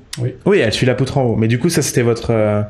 En fait, Parce que En ça, vous l'avez déballant. dessiné, vous en avez parlé? Non. on fait, à peu près. On a déballé, on a pris les cotes qui nous semblaient importantes. On avait déjà compris que cette boisson était en pont, était penchée. Donc, on s'était déjà dit, ah bon, c'est quelque chose que peut-être on pourrait utiliser à notre avantage. Et après, on a pris l'alignement avec cette poutre qui nous semblait importante et on a conservé les boisseaux comme il était. Donc, c'est arrivé un peu seul. Si on regarde l'avant-projet, c'est pas du tout dessiné comme ça. Mais ça, c'est un truc... on discute avec Adrien la dernière fois. C'est de la nécessité ou la volonté de tout dessiner ou de tout contrôler, justement, parce que ça revient un peu à la question d'avant. C'est... parce que ça, en exécution, donc vous déballez le boisseau, vous vous en rendez compte, du coup, vous donnez l'ordre à l'entreprise, à l'artisan, et il le réalise comme vous le souhaitiez, ou justement, il y a cette nécessité de quand même dessiner, contrôler, être sur chantier, voir avec lui. Parce que là, en soi, l'artisan, il aurait pu dire, je le cale à côté, je le remplis, ça va pas, je peux pas m'appuyer, etc. Enfin, tu vois. Sur certains chantiers, le mec, il dit non, mais moi, c'est pas comme ça c'était prévu. Bah, on a juste dit faites comme ça et ils ont Et c'est fait. écouté. Mais Ok. moi, je sais même pas comment ça s'est passé. Ouais. Je sais pas s'il y a un mur derrière. Franchement, je sais pas. Dans une chambre, après, il y a ce truc de cheminée qui est... Je sais pas, le mur... Ouais, bah, voilà. Ah, ben non, ouais, on le voit, on le voit à nouveau, ouais. Ils nous ont, c'est clair, moi je me souviens, ils nous ont demandé est-ce qu'on fait un doublage sur ce machin. On le fait Puis on a plus, dit et non. On a dit non. Mais puis après, on a regardé un peu où étaient les murs, mais sur place. Ok. Puis après, ça c'est la chambre qu'on a un peu agrandie. À droite, c'est les armoires qu'on a, voilà. Ça c'est depuis le filet, la salle de bain. Il y a beaucoup de photos qu'on peut pas vous montrer parce que on a fait les photos juste avant qu'ils emménagent et c'était pas fini. Donc l'entrée qui est intéressante, on la voit pas. La salle de bain qui est marrante, on la voit pas. Mais on le verra sur votre site.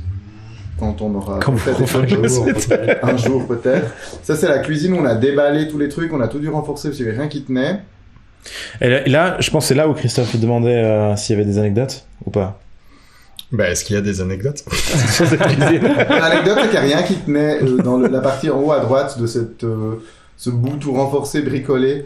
ils avaient fait une saignée pour mettre des câbles et en fait ils avaient hyper fragilisé ce qui tenait la Mais maison. ça, c'était à l'intérieur. Hein. On a découvert.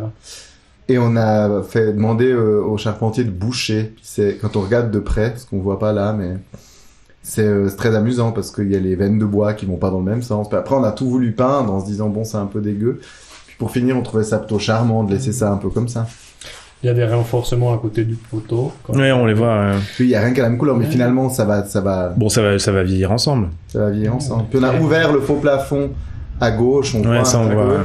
C'était fermé avant, donc cette poutre qui avant était prise un peu dans le toit, elle est maintenant, elle vole un peu. Ouais. Mais j'ai l'impression que vous avez gagné beaucoup de hauteur et surtout, bon, moi ce que je trouve cool dans les rénovations, surtout comme ça, c'est les patchwork un peu, tu sais, genre. Petit détail de carrelage dans le parquet. Ouais, exactement. Il y a des petits détails, il y a des trucs, il y a les renforcements du Il y avait le poteau. poteau et le départ de l'escalier. Ouais. Et ça, parce que ça, typiquement, je sais que bah il y a des gens où ils nous disent non, on refait tout le sol. Ils tout voulaient le plancher. remettre du parquet parce qu'ils avaient du parquet en rap, parce qu'en fait il y avait du parquet dans la cuisine, donc on avait des Ok. piles de parquet réutilisables. Puis on a dit qu'on voulait pas. Et puis ils ont Ok. dit ah. Ouais. Puis ça ils ont pas posé. On a fait. Et puis on leur a dit si vous aimez pas on enlèvera, puis on mettra du parquet. C'est pas. Ils ont plus tiqué sur l'évier de la cuisine. Si tu descends là. Pourquoi les villes de la cuisine du Parce coup qu'il est carré. Nous on connaît l'anecdote. Ça c'était juste, on a fait il y avait pas de chauffage central, donc on voulait pas tout défoncer, on n'a pas fait du chauffage au sol, on a mis des radiateurs, on a fait Ouais. tout en apparent. Bah oui, parce que vous avez gardé le plancher en fait. Ouais. Ouais. Et c'était assez amusant, et ça c'est cet îlot. Là il y avait un peu... Du coup j'ai deux questions. Mhm. Vous êtes prêts? Comment ça tient c'est quoi la matérialité de C'est du bois, c'est de mesure. Ah, c'est du bois, vous faites Ouais, vous avez fait en menuiserie. Ok. C'est toute la menuiserie carrelée. En Ok. fait, c'est du panneau marine. Oui, les faces, C'est ton flag, les Vidi. faces elles sont en panneau marine, et puis le reste, je sais pas, c'est du bois qui tient. Et du coup l'évier, hein? Ça c'est l'évier qui L'évier. L'évier en carrelage. Ouais. Mais c'est là où on a poussé, puis les clients étaient pas contents parce qu'ils s'écoulent pas hyper bien. C'est plus qu'un problème d'évier, c'est un problème de solution trouvée pour la bonde de l'évier, parce que c'est une bonde plutôt de salle de bain, enfin de lavabo que d'évier, donc ça coule pas très bien. Puis il y a pas vraiment de grille. Ok. Mais nous on pense que c'est super, mais eux ils pensent que c'est pas super. Puis c'est comme ça. Mais c'est pas, C'est un détail. c'est un détail qui pourrait aussi être modifié. Ce serait très compliqué de changer la bonde, mais on peut peut-être faire... Et bah une question de Loris, Un fan. Un fan. Mhm. Salut Loris. La question c'est, comme vous dites que vous prenez beaucoup de décisions sur le chantier, elles ont des impacts économiques, forcément. Mhm. Et ça, vous faites comment parce que la façon dont vous nous parlez, c'est qu'il y a énormément de choses qui se décident sur le chantier. Bon, comme toutes les rénovations, mais la façon dont je le perçois, c'est qu'il y a beaucoup de décisions qui sont faites, c'est-à-dire qui sont prises, c'est-à-dire qu'il n'y a pas d'aller-retour avec le maître d'ouvrage, etc. Voilà. Comment, avec le... Là, il est quand même informé. Il est informé, mais ça veut dire quoi? Vous êtes sur le chantier, on Bah, vous on informe d'un élément, vous prenez une décision et vous lui en informez que vous avez pris la décision. Ça dépend Ou- laquelle. Parce que en termes, en fait, la finalité de la question, c'est économiquement. On a déjà appris que Xeno, il disait rien. Zeno, il dit rien. Il fait. Il fait. Non, Zeno, il... non, économiquement, on informe. Ouais. Mais là, en l'occurrence, il y avait trop d'incertitudes et il y avait des choses à faire. Et donc... Et ça, dans l'estimatif, par exemple, bêtement, vous faites comment? Vous Dans prévoyez? l'estimatif, là, il était raté. Oui. Alors, non, il y a des chantiers. Ouais. En fait, il y a des chantiers où on essaye de prévoir un maximum. Après, les choses changent, mais ça ne veut pas dire qu'elles vont devenir plus chères, dans le sens que on fait des plus et des moins. On ne fait pas certaines choses, on en fait d'autres. Et il y a, là par exemple, on a découvert cette partie de chalet en maçonnerie et béton, chose qui n'était pas prévue à l'avance, parce que voilà, il n'y avait pas eu les moyens de faire avant des sondages pour tout connaître. Et là, c'était clairement quelque chose qu'on a dû rajouter, mais tout en accord avec les clients. Puis après, il y a des fois des... On a quand même renoncé après à des autres choses Oui. pour pouvoir rentrer. Ouais, vous avez renoncé à des Oui, choses. après, on renonce toujours à d'autres choses. On diffère d'autres choses. Il y a des compromis. Ouais. Mhm. Puis une question que, enfin, après, je posais la question et tu me dis si tu avais une question avant. Vas-y. La question, c'était, en fait, on revient à, enfin, moi, c'est un truc qui m'intéresse beaucoup, c'est la décision sur le chantier. c'est est-ce qu'il y a des décisions que vous avez prises sur le chantier, vous avez donné un ordre direct, sans plan, sans dessin, et qui s'est révélé complètement à côté de la plaque, parce que le mec, il avait rien compris de ce que vous vouliez dire. Ça vous est déjà arrivé, ça, sur un chantier?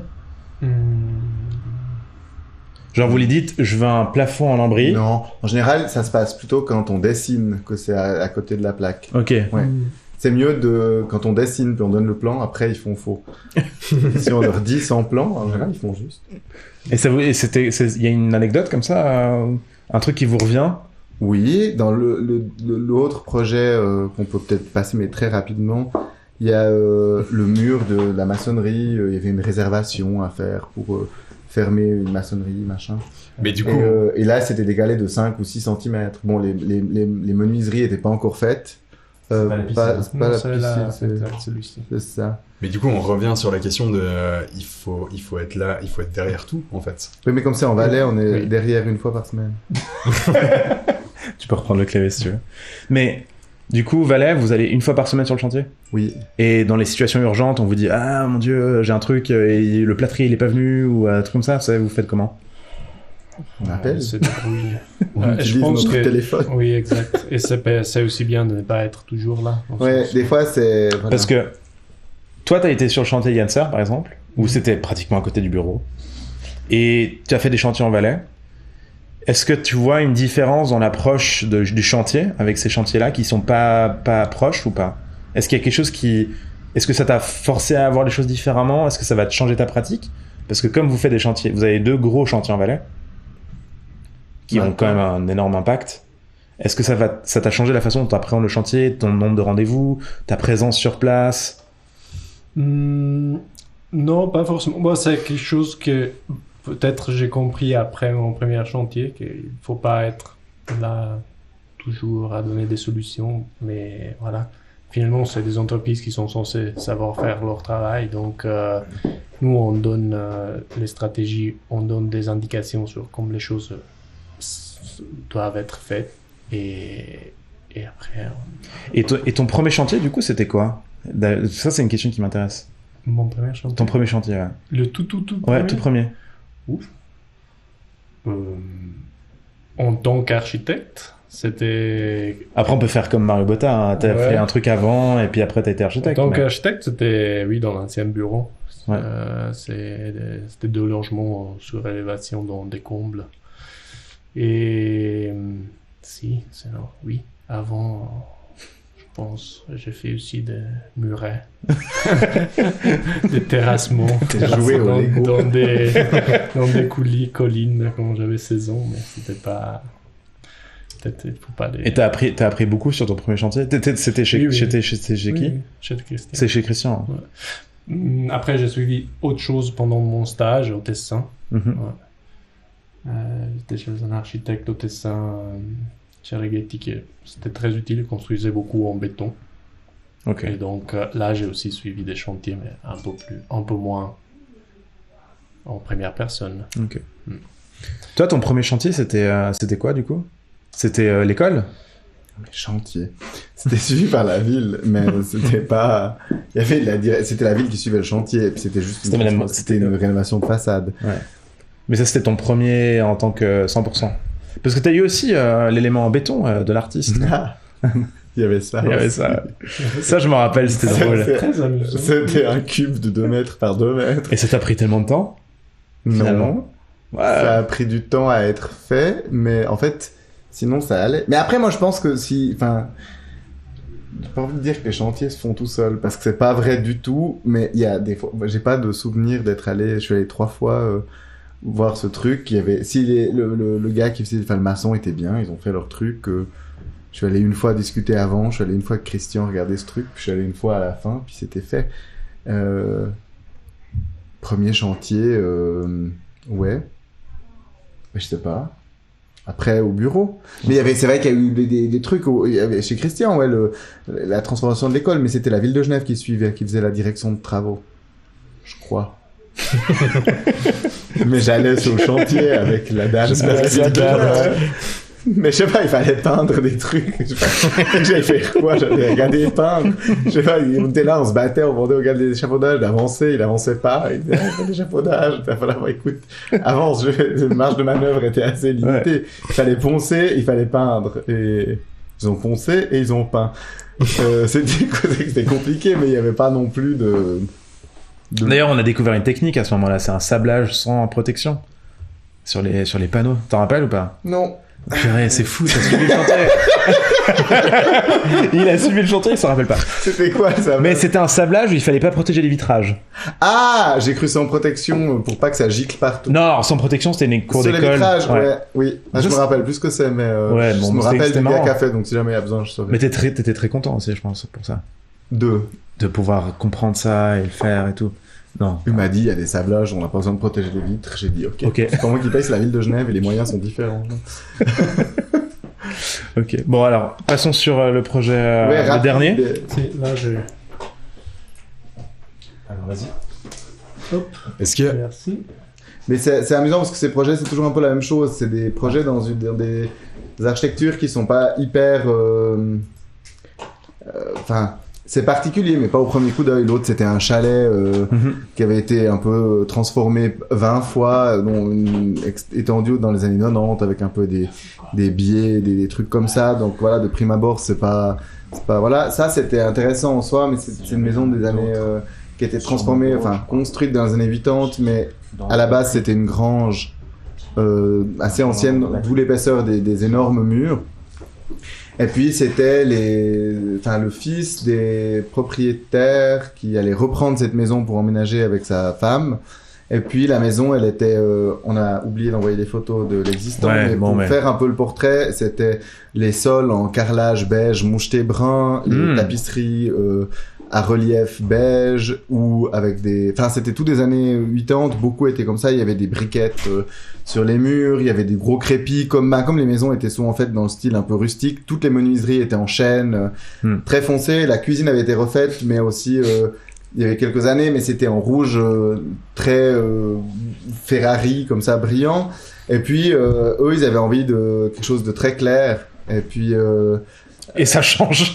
Et on revient juste sur le plan parce que, en fait, l'idée c'était de... Tu t'attends à rouge Ferrari, tu t'attends à... L'idée c'était on voit un peu en jaune, je sais pas si c'est très visible, mais on a enlevé un peu tous les murs du rez-de-chaussée qu'il y avait, et puis on a reconstruit, on a découvert dans le chantier qu'un mur était porteur. Alors le client est ingénieur en génie civil, donc c'est lui qui a aussi accompagné le truc. Ouais. Et ça rejoint le truc, genre quand le client il est capable de faire des trucs, c'est quand même pas mal. Bah, il a suivi le chantier aussi. Ah, ça c'est cool. Et nous on allait de temps en temps, mais lui il pouvait suivre au quotidien. Donc le mur entre la cuisine qui est à droite et le salon à gauche s'est révélé porteur, donc on a dû trouver une solution un petit peu amusante pour porter ça. Et puis on a, en fait, en bas à gauche c'était un bureau qu'on a gardé comme bureau, mais qu'on a agrandi en réduisant le salon. Puis en fait, dessous, au sous-sol, il y a une ligne porteuse sous ce mur qu'on a reconstruit en rouge là, qui divise la maison en deux, en fait, de part en part. Et donc, on a replacé le mur en béton qui permet de soutenir un tout petit peu la modification de structure qu'on a faite. Et puis, on a dû faire ponctuellement encore d'autres renforts pour ce projet. Voilà, il y a un poteau. Dans le salon. Ouais, dans le salon, mais il y en a... C'est pas le bon plan, mais c'était... Il y a un poteau... ce qui se passe quand... Il n'y a pas de poteau, il n'y a pas de poteau dans l'entrée au milieu du plan. Voilà, bon, c'est pas grave. Je pense que on va faire des renforts, mais on va regarder les images. Vous pourrez avoir l'opportunité. Ce qu'on a fait, c'est que cette espèce d'arche on a dézingué tout ce qu'il y avait, on a enlevé les carrelages et on a recoulé une chape partout. Ça, c'est le mur qu'on a déplacé. Donc ça, c'est la partie studio. On a une prise au sol. Nico, je crois que tu as mis le son sur ton téléphone. Il nous regarde en direct. C'est drôle. C'est la régie, il nous regarde en direct. Le mur à gauche, là, qui est en béton, dans lequel il y a... Donc celui-là, il est aligné, du coup. Celui-là était aligné parce qu'en fait, l'ancien mur était plutôt à l'endroit où la porte coulissante s'arrête. Ce qu'on a fait, c'est qu'on a tout ouvert, mais qu'on a travaillé avec des immenses panneaux qui permettent de recloisonner l'espace qui a été complètement ouvert. Ça, c'est les chambres. Là-haut, on n'a pas tellement fait d'intervention, à part retirer les tapisseries, lisser les murs et repeindre. Et ils voulaient du blanc.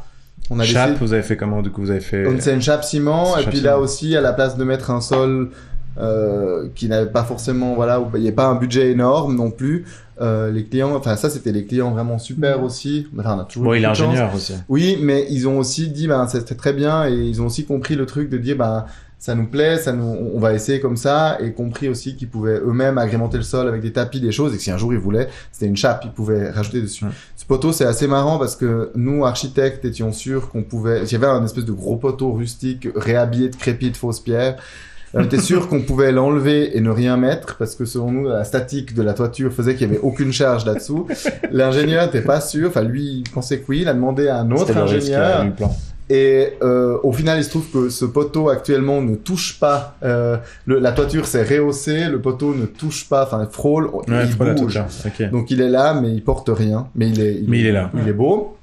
Ouais, il a quand même en fonction. Maintenant, on se tape pas la tête Ouais, voilà. contre la Très, chape. mais c'est ce qu'on serait juste en dessous au niveau du Il a tapage de il a une tête. présence aussi. Ouais, il est très long. Et puis ça, c'est cette arche. Donc il fallait trouver quelque chose pour porter ça. Donc on s'est dit, mais on voulait que ce soit le plus transparent possible. Il fallait on n'avait pas envie non plus de faire des saignées énormes dans la dalle au-dessus. Et là aussi, c'est une solution un petit peu étrange, mais c'est une solution qui finalement permet de cadrer aussi la cuisine et puis de marquer un peu l'espace. Juste derrière, il y a la table de salle à manger qui est un peu très majestueusement Et donc- encadrée. Et ça s'est fait assez rapidement. Si tu vois sur les photos, parce qu'à un moment, il y a des marquages genre 1989 et genre de Ça, choses. c'est après, ouais. Ça, on revient. Ah ouais, ça, ça, on on reviendra revient. sur le détail, ouais. Ouais, ça, c'était... Bah, en Parce haut, que ça, c'est très travaux publics, tu vois, quand ils mettent la date de construction. Bah, ils voulaient mettre un truc parce que la maison a été passée des parents aux enfants, donc Ouais, ils voulaient ok. la date de construction de la maison et un truc avec les noms. Puis on voulait pas que ça ait l'air mortuaire, donc on leur a fait un petit logo avec leurs initiales au centre. Des parents et du couple qui a repris avec la date de transformation et la date de... Et voilà. Et puis on a fait une réservation dans le coffrage. Nous, ça nous a amusé aussi et c'était un petit détail qui mange pas de pain. Et comme l'escalier, c'était un élément un peu central et c'est là aussi où dans ce projet, à la base, ils voulaient tout refaire. On n'a pas refait les salles de bain, on a refait que les fenêtres, pas encore dans les chambres parce qu'ils ont beaucoup de fenêtres. On a agrandi les fenêtres du salon en évitant les contrecœurs. Je sais pas si on a vu dans les images, mais on verra après. Les contrecœurs ont été retirés. On voit qu'il y a eu ces structures qui ont dû être reprises au plafond aussi et cet escalier qui était avant un escalier fermé, donc le dessous de l'escalier était fermé parce qu'il descend au sous-sol Mhm. et on a Et cet escalier en métal Et cette boule. et la boule. Mais la boule c'était pour protéger contre les angles.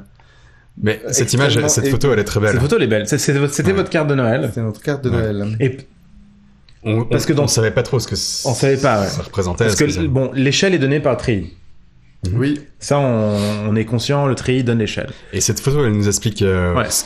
Ce que c'est. pourquoi et pourquoi vous avez mis cette boule là. Pour protéger des chutes. Non. Non. Il y avait 1000 façons de le faire. Non, Et vous mais avez ça, choisi Tu celle-ci. poses la main sur la boule et Ouais. tu tournes. Non, Tu c'est tournes. final Mais il y a de souvent- ce que- C'est le globe. Non, mais ça a un nom, je sais pas comment. Non, Pendant un temps, ils mettaient des pommes de pin au fond des escaliers. Oui, non, mais sur non, les ils mettaient barres. des pommes de pain, mais en laiton, des trucs comme ça, ouais. Mais Oui, ou Non, en bois ou cette sculpté. boule, elle est inutile. Non, parce que honnêtement, l'escalier est glissant parce qu'il est en non, bois mais lisse. si le poteau de réception avait été différent, Bah, le poteau, il est en métal, il y a un Voilà. angle extrêmement aigu. Elle est inutile, mais elle est essentielle. Bah, on voulait mettre plus de boules pour protéger contre la chute. Et puis finalement, la Boule, ça géométrie coûte de l'escalier était très compliquée. Et puis on a trouvé que c'était amusant dans les C1, ils ont accepté, malgré la plus-value de cet élément. du coup, c'est une plus-value qui vaut la peine parce que c'est votre carte de Noël. Je sais pas, c'est genre 200 francs. Mais ça va pour une plus-value. Ouais, bah, il y a des clients qui voudraient pas mettre 200 francs pour une boule Et d'escalier, mais ils aiment bien. Vous regrettez de pas en avoir mis 4 ou Non, 5? là, il fallait juste une, mais au départ, c'est parce que l'escalier avait une autre forme, il s'avançait un petit peu et on aurait eu le risque de tomber. Les 3 premières marches étaient latéralement pas protégées et il se disait s'il y a des enfants qui sont tout petits, ils pourraient latéralement tomber. Puis en fait, on a modifié, ce montant, il permet de protéger les 2-3 premières marches, on a changé la géométrie. Donc on n'avait plus besoin de ce truc, mais on l'a laissé en haut. Mais aussi parce que la question est venue à un moment de dire, ah oui, bon, bah, c'est vrai que dessiner comme ça avec cet angle, ça fait un angle, voilà, on voulait pas arrondir tout l'escalier. Donc il y avait quand même une Mais ça, raison. c'est un truc que vous avez remarqué ou c'est pendant le chantier ou c'est le maître Non, d'ouvrage l'escalier, ça a été un truc qu'on a dessiné. Ça, c'est vraiment un truc qu'on a dessiné 20 000 fois jusqu'à ce qu'on arrive. Parce que ça se voit, parce que l'effort fait sur les photos et la sélection de photos que vous nous avez envoyées, bon, il y a les cadres qui sont hyper représentés, mais il y a l'escalier. Les cadres. Les cadres en béton. Ah ouais. Mais C'est parce que l'escalier c'est ça. apparaît dans beaucoup de photos. Non, mais après, regarde, il y a d'autres photos. Oui, mais il y a le cadre. Oui, mais il y a le cadre. Là, il y a le cadre. dans l'autre Il y a le cadre en sens, béton. le meuble télé. Il y a le cadre en béton. Là, Il y a voilà. le cadre en béton. Ah, si. Oui, mais c'est la pièce, il est au milieu de la pièce. On voit pas la pièce. Mais vous l'avez mis au milieu pour ça aussi. On l'a mis au milieu. Non, on l'a mis au milieu parce qu'il y avait un mur porteur à cet endroit-là, puis il fallait trouver une solution. Et il y avait besoin de poteaux et. Oui, mais ça, c'est une solution qui en soi Oui, il est un peu est une bizarre. interprétation. Oui, c'est clair. Ouais, c'est une solution un peu bizarre, ouais. Mais Parce que si vous aviez pas voulu avoir ce cadre au milieu de la pièce, vous auriez pu le faire différemment. Non, on pouvait mettre un DIN. Oui, ou de l'arme carbone, ou enfin, vous auriez pu trouver une Oui, manière on a de pensé au truc, l'effacer. oui, mais tout ça était hyper cher, de faire ces machins en carbone, de faire des trucs depuis en haut, des renforts, il fallait creuser la dalle. Pour mettre un DIN, il aurait fallu soit creuser dans le mur en pierre, qui aurait été assez embêtant, puis on aurait eu ce DIN qui séparait l'espace. Ah, la raison pour laquelle on a fait ça, oui, c'est juste. Le DIN devait aller de part en part, et il aurait fragmenté latéralement l'espace, mais nous on voulait que l'espace soit continu. Donc on n'était pas gêné par le fait qu'il y ait une poutre en haut, parce qu'on se rappelle finalement pourquoi on a fait ça. T'es pas gêné par le fait qu'il y ait cette arc de triomphe au milieu du salon, du moment que à gauche et à droite, l'espace était filant, et on voulait pas faire une redescente contre le mur droit où il y a les fenêtres, qui allait couper la perspective. Donc, on a décalé ça un peu ponctuellement, comme si on avait fait un mur, mais un mur évidé. Ça a donné cette géométrie un peu étrange, mais ça permet de faire que il n'y a pas un DIN qui se fragmente le salon et la cuisine en deux, mais que, comme on voit, le plafond est continu. Sauf à l'emplacement de cet élément Et sculptural. Et du coup, là, le plafond s'est enduit dalle béton. Le plafond, qu'est-ce que c'était? je pense que c'était un béton, non? C'était un dalle de béton. Je sais pas. Parce que Si, sinon, parce il que- aurait... Sinon, ouais. Enfin, ouais. Oui, oui. Ils ont même coulé depuis Ouais. l'étage supérieur. Ah oui, ils ont tout coulé depuis l'étage Depuis l'étage supérieur, supérieur. d'où le, voilà. Puis le béton, on a fait Et- pas de discussion sur le béton, d'où Mais je trouve que t'as bien expliqué, c'est presque un mur évidé, plus Ouais. qu'un élément rajouté. Parce qu'en fait, un peu le but de tout le projet, c'était vraiment libérer un peu tout cet espace pour retrouver de la lumière, parce que c'était un souhait des clients et aussi notre désir d'ouvrir un peu cet espace. Et donc là, on a essayé de trouver la solution. Pour dire, on a hésité à faire le retour en bas, hein, au sol. Ok. On a hésité à faire un carré, vraiment Une un fenêtre sur cadre. l'intérieur, quoi. Oui, et même de le faire plus haut en se disant, on peut s'asseoir dessus, peut-être que ça fait le banc pour la salle à manger. Pour finir, on s'est dit non. Pourquoi? Parce qu'on s'est dit, dans cette configuration-là, on peut mettre la table face à la fenêtre, parce qu'il y a la vue, là, il y a ces deux Ouais. grandes fenêtres, il y a la vue, de sorte à ce qu'on soit tous assis, disons, avec la vue latérale, mais en se disant, dans une configuration de fête de famille, où il y a peut-être 10-15 personnes, il faut qu'on, voilà, on voit là, Ouais, on voit l'échappée, bien. derrière, il y a les montagnes, Mhm. qu'on puisse retourner, et on l'a dimensionné de sorte à ce qu'on puisse retourner la table dans l'autre sens, pour pouvoir faire une énorme tablée qui s'avance dans le salon. C'est un peu l'idée, c'est Noël, je pousse juste un peu le canapé, puis on peut manger à 12 au travers de ce truc. D'où le fait qu'on a décidé de pas refaire le retour au sol. Et c'était la seule et unique raison. Donc, en temps Bah, normal... c'est une raison qui a changé le projet, en soi. Donc, Oui, c'est on n'a pas c'est dit- pas on a- une petite, c'est pas une petite raison. Oui, mais ça, c'est venu assez tard. Donc, C'est venu assez ça. parce que c'est venu au moment où ils ont démoli le mur, puis ils ont dit, c'est porteur. Ah. Dans les, Donc, on c'est avait les chantier plans, parce aussi. que nous, on avait la chance d'avoir les plans des années, les plans de construction, les plans de mise à l'enquête de l'époque, qui étaient faux, tous. Et avant, en aparté, vous me disiez que maintenant ils ont mis une table de salle à manger juste derrière, et que ça donnait vraiment l'impression d'une C'est la Sainte Seine. de la Sainte Seine, hein. La Sainte Seine. Et on dit ça une semaine avant Pâques. Et ça, c'est Et ça, c'est, Alléluia. ce qui est amusant, c'est la cuisine. Donc, la cuisine, c'est la même. On n'a pas changé la cuisine. Parce que on n'avait pas envie non plus. Bah, déjà, il n'y avait pas le budget. Vous avez pas changé la typologie, vous avez pas changé la cuisine en... On n'a pas changé la cuisine ni les meubles de cuisine. On a ok. retiré l'îlot, on l'a retourné, on lui a enlevé un meuble, Exact. qu'ils ont conservé d'ailleurs, qu'ils ont d'ailleurs replacé dans l'angle. Mais l'îlot avait 4 x 60, dont le dernier était un peu surélevé. On l'a retourné et puis on a juste refait les plaintes. les plaintes en diagonale en bas et on a fait entièrement repeindre la cuisine. Donc ça a été repeint. Mais c'est du coup la... Ça a été repeint un peu au spray, enfin ça a été Ouais, relaqué. ouais, relaqué, hein. Parce que c'était par-dessus. déjà laqué. C'était du laquage brillant rouge. Rouge, ok, ouais, c'est ça le rouge Ferrari. Et ça, on savait pas trop comment l'intégrer et on a dû regarder avec le peintre si c'était possible pour pas que ça ait l'air de ce de quoi avait l'air la cuisine du projet précédent avant rénovation, soit un peu le truc peint dégueu. Et c'est le fini est comme le fini d'une cuisine normale qui aurait été peinte en atelier. Moi j'aime beaucoup ce détail, mais il est traître parce que c'est pas un mur évidé du coup. Non, ça c'est autre Ça, chose. c'est autre chose. C'est autre chose. Ça c'est dans l'entrée. Oh, C'est voilà. c'est à gauche. C'est là. C'est le. Mm. C'est cet angle là. Mais c'est drôle parce que l'ingénieur civil, il a, enfin, je sais pas si tu me contrediras, mais l'ingénieur civil, il a cette vision de ouvrage d'art, tu vois, avec la date de création, etc. Et je trouve que c'est drôle qu'il ait souhaité marquer le coup et que vous soyez rentré dans le truc en fait. Non mais lui, il avait. Nous, on était tout contents de. On voulait simplifier un peu le truc et puis laisser une page blanche qui peut s'adapter avec le Ouais. temps.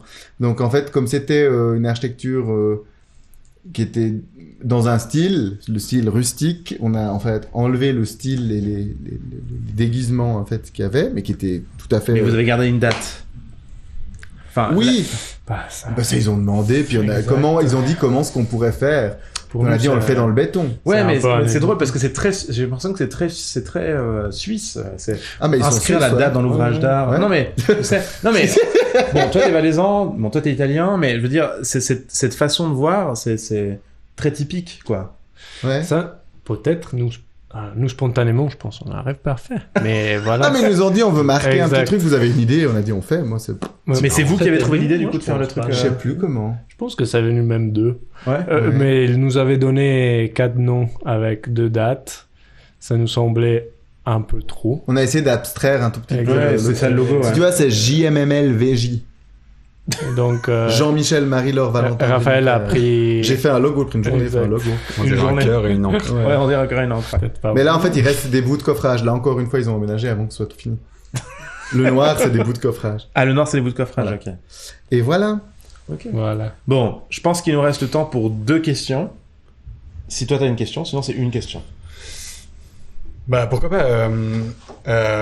Moi j'aimerais vous poser une question. C'est si vous deviez faire un espèce d'état des lieux de l'architecture, on va dire l'architecture à Genève actuelle.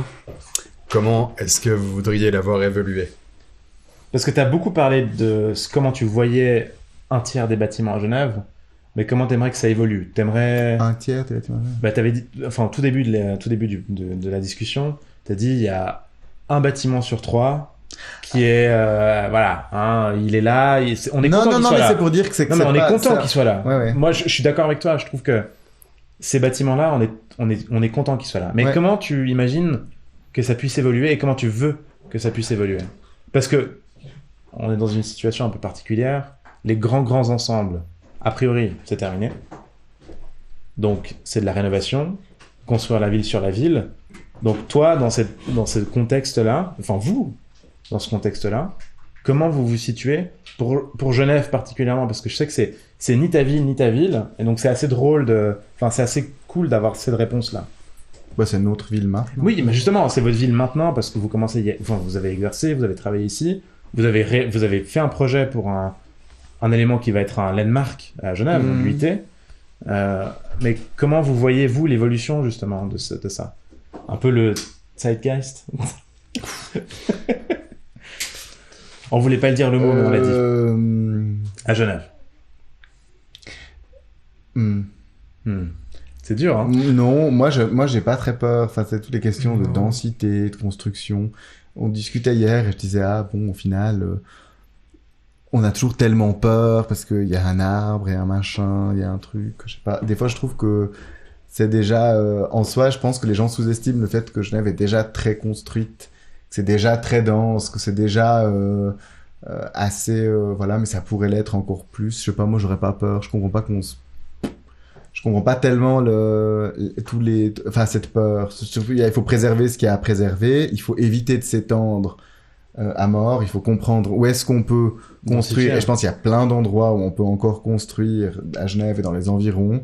Je pense qu'il y a plein d'endroits où il faut, quand on prend certaines routes qui mènent dans les communes de première périphérie, elles ressemblent encore à rien. Et elles seraient vraiment mieux avec même des alignements de bâtiments de part et d'autre, parce que je pense que il faut aussi un peu répondre. Soit on se dit il y a plus personne qui vient habiter à Genève, c'est plus attractif, il y a plus personne ne vient, ou alors on se dit c'est attractif mais on s'en fout, laissons à la France, disons, parce que ou ailleurs à construire ce qu'ils veulent, ou alors on se dit il faut qu'on construise et qu'on se développe. Donc après, c'est clair qu'il y a une possibilité qui est, je pense, qui devrait être en fait, c'est la transformation encore surtout de surfaces de bureaux, parce qu'elles ont beaucoup moins de sens.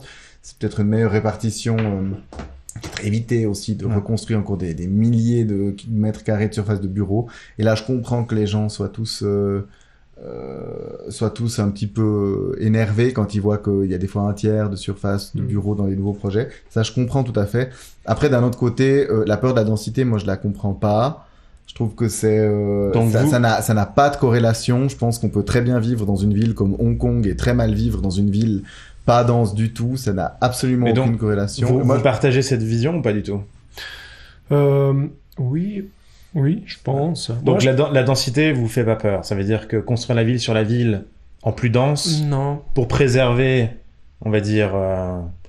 Moi, je comprends pas pourquoi 5 étages, c'est ok, mais pas 12. Enfin, Ouais. ça dépend un tout petit peu l'ombre à qui ils font. Enfin, Ouais. je veux dire, mais l'ombre, c'est la cathédrale. ouais, mais il y a un peu, je trouve que quand on entend, par exemple, il y a tous des débats sur les PLQ, des acacias ou, Bon, là, il a fait la votation. Oui, mais des Vernets, puis on regarde les gens qui font des recours et des choses comme ça. Je trouve qu'il y a beaucoup de gens qui font beaucoup de bruit parce qu'on a taillé un arbre, parce qu'on fait un truc, alors qu'on essaye aussi de construire des bâtiments. Je pense qu'on peut faire vraiment beaucoup mieux. Je veux pas me dire, mais je pense aussi qu'on peut faire aussi bien pire. Ouais. Et je pense que, je sais pas comment, j'ai pas envie de dire que parce qu'on peut faire bien pire, on doit se contenter de quelque chose. Mais quand on voit l'argument des opposants où ils essayent de reconstruire une architecture très moderniste, où on a des bars comme à Mérins, qui a aussi beaucoup de qualité, mais disons c'est aussi très daté, et c'est aussi une autre manière de faire. Je pense que il y a des possibilités et aussi des exemples. Moi, je suis à Genève de choses de qualité qui sont denses. Moi, je suis arrivé, j'ai pas étudié ici. En étudiant à Zurich, j'avais un peu l'impression que Genève, au niveau suisse, en termes d'architecture, ça existait pas vraiment. Puis après, je me suis un petit peu intéressé à certaines choses et je trouve qu'il y a des choses très bien qui se font aussi en termes d'espace public. Je trouve qu'il y a aussi un certain courage de vouloir faire certaines densités qui se font nulle part ailleurs dans ce pays et où on préfère se voiler la face en se disant que oui, les gens vont bien trouver où se loger, mais il n'y a pas de solution et que ceux qui sont bien logés trouvent qu'il faut surtout pas que quelque chose vienne à côté de chez eux. Et je comprends que c'est très difficile. Je me mets pas dans la position de quelqu'un qui aurait une petite maison ou un appartement. Voilà. Mais je pense que la préoccupation écologique, elle doit aussi être prise de manière un tout petit peu plus globale. Et puis que c'est aussi l'occasion de faire vraiment mieux, puis de tester de nouvelles formes qui peuvent être... Voilà, puis je pense que dans l'histoire, moi j'ai découvert aussi quelque chose qu'on n'avait pas vraiment étudié. J'ai trouvé ça très regrettable en étudiant à Zurich. Et à tous ces grands ensembles, Genève a été une ville en Suisse qui, comme presque aucune autre, a eu un courage, pas c'est un courage, mais une nécessité, une audace. Enfin, ils ont fait plus grand, plus gros, ils ont été un peu violents, c'était un peu brutal, c'était fait un peu n'importe comment. Enfin, il y a des quartiers où même dans les rues basses, on a un peu l'impression qu'on a violé la rue, quoi. Bon, rue basse, je pense pas. Mais non, mais dans les bâtiments, dans les choses, il y a des choses, c'est quand même, c'est entre dégueulasse, mais avec le temps, on le regarde et ça prend un peu une autre ampleur, et puis on arrive à le faire autre chose, et puis on peut toujours regarder avant sur ce qui avait été fait, mais moi j'aurais pas tellement peur, et donc on voit que ça crie, puis on voit certains trucs qui ont fait crier, et puis après on se dit oui, bon, ben rétrospectivement, je sais pas, la gare des eaux vives, ils construisent, il y a pas mal d'articles maintenant sur ça, sur ces trucs, ils construisent beaucoup. Je sais pas, c'était mieux une gare qui reliait rien avec un train toutes les 3 heures qui amenait à Annemasse et puis un terrain vague sur lequel certes on peut faire courir son chien, ou c'est mieux un théâtre avec et puis des logements et des... Ça, c'est un peu particulier parce que tout le tracé du CEVA, par exemple, ce que tu es en train de dénoncer, le tracé du CEVA, c'est un tracé qui a 100 ans. Et du coup, il y a des droits à bâtir sur l'ensemble des propriétés qui sont là. Donc, c'est pour ça qu'il y a des terrains vagues, c'est pour ça qu'il y a des coupures sur les bâtiments de vivre, c'est pour ça que il y a beaucoup de choses. Ce que je trouve compliqué, c'est que chaque fois que quelque chose est fait, il y a toujours un espèce d'énorme mouvement de bouclier qui est levé, et la chose que les gens disent toujours, c'est trop dense, c'est trop bétonné, c'est trop tout. Et je trouve qu'on peut discuter d'utiliser autre chose que du béton, je trouve qu'on peut imposer des standards extrêmement élevés. Je pense que si on veut pas construire à Genève, il faut fermer les frontières, il faut arrêter, il faut appauvrir Genève. Mais faut se décider un tout petit peu. Mais je pense que Genève s'est déjà décidé depuis longtemps de la position qu'elle voulait avoir au sein de la Suisse et au sein de l'Europe. Et si elle veut pas ça, alors on arrête. vaste, c'est fini, et puis on bloque comme ça, puis on ferme les yeux, puis on attend que ça passe. Mais... Pour moi, la question est, Genève est une ville, donc en soi, ils doivent avoir une certaine densité. Je pense que Genève est déjà très dense, elle peut tout à fait augmenter un peu sa surface. Et il y a une question d'infrastructure, dans le sens où moi je vois que chaque fois qu'on rend plus fort l'infrastructure, on a aussi des opportunités après pour construire l'architecture autour. Tu as fait l'exemple du sévage que j'avais en tête et je trouve que ça va très bien. Où chaque fois qu'on prolonge une ligne de tram, après on peut aussi augmenter un peu la surface de la ville. Et je pense que c'est dans la nature de la ville se développer si il y a les conditions historiques et économiques pour pouvoir le faire. Et c'est aussi une qualité de la ville, le fait d'avoir une certaine densité et pouvoir croître. Parce que la ville elle-même en soi peut être un bon exemple aussi en termes écologiques et en termes de vie communautaire, plutôt que aller dans un spread où... Oui, et quand on entend, il y a un quartier... Il parle quand même. Ouais, non, mais... Quand on dit il y a un quartier de villas, c'est un drame. Je comprends qu'on n'exproprie pas du tout les gens, je comprends que certaines villas doivent être protégées, je comprends tout ça. Ça, je comprends vraiment, je comprends aussi la position des gens qui vivent là. Mais l'argument écologique de gazon tondu, et de dire c'est un poumon pour la ville, ben merci pour le poumon, mais il est fermé derrière des haies et des grillages. Bon, le poumon, il date...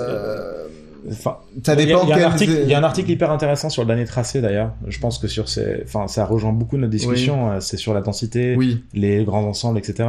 Et quand tu parles justement de ces poumons verts, ça date des années 30. Oui. C'est juste après la grande dépression.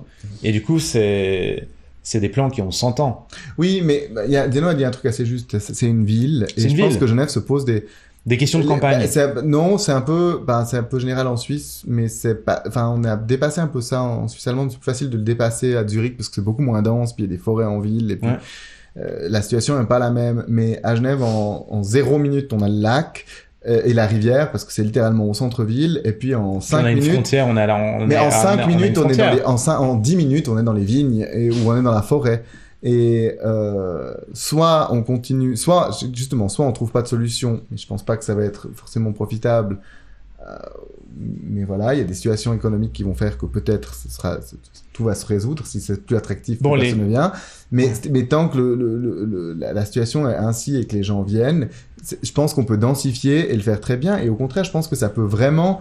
Il faut quand même voir que jusqu'à Mérin, Vernier, Lancy, tout ça, c'est la ville, et que entre deux, il y a des espaces où il y a un peu des garages, il y a un peu des trucs, et il y a beaucoup de potentiel. Et que c'est des espaces où on se balade pas, qui sont pour des...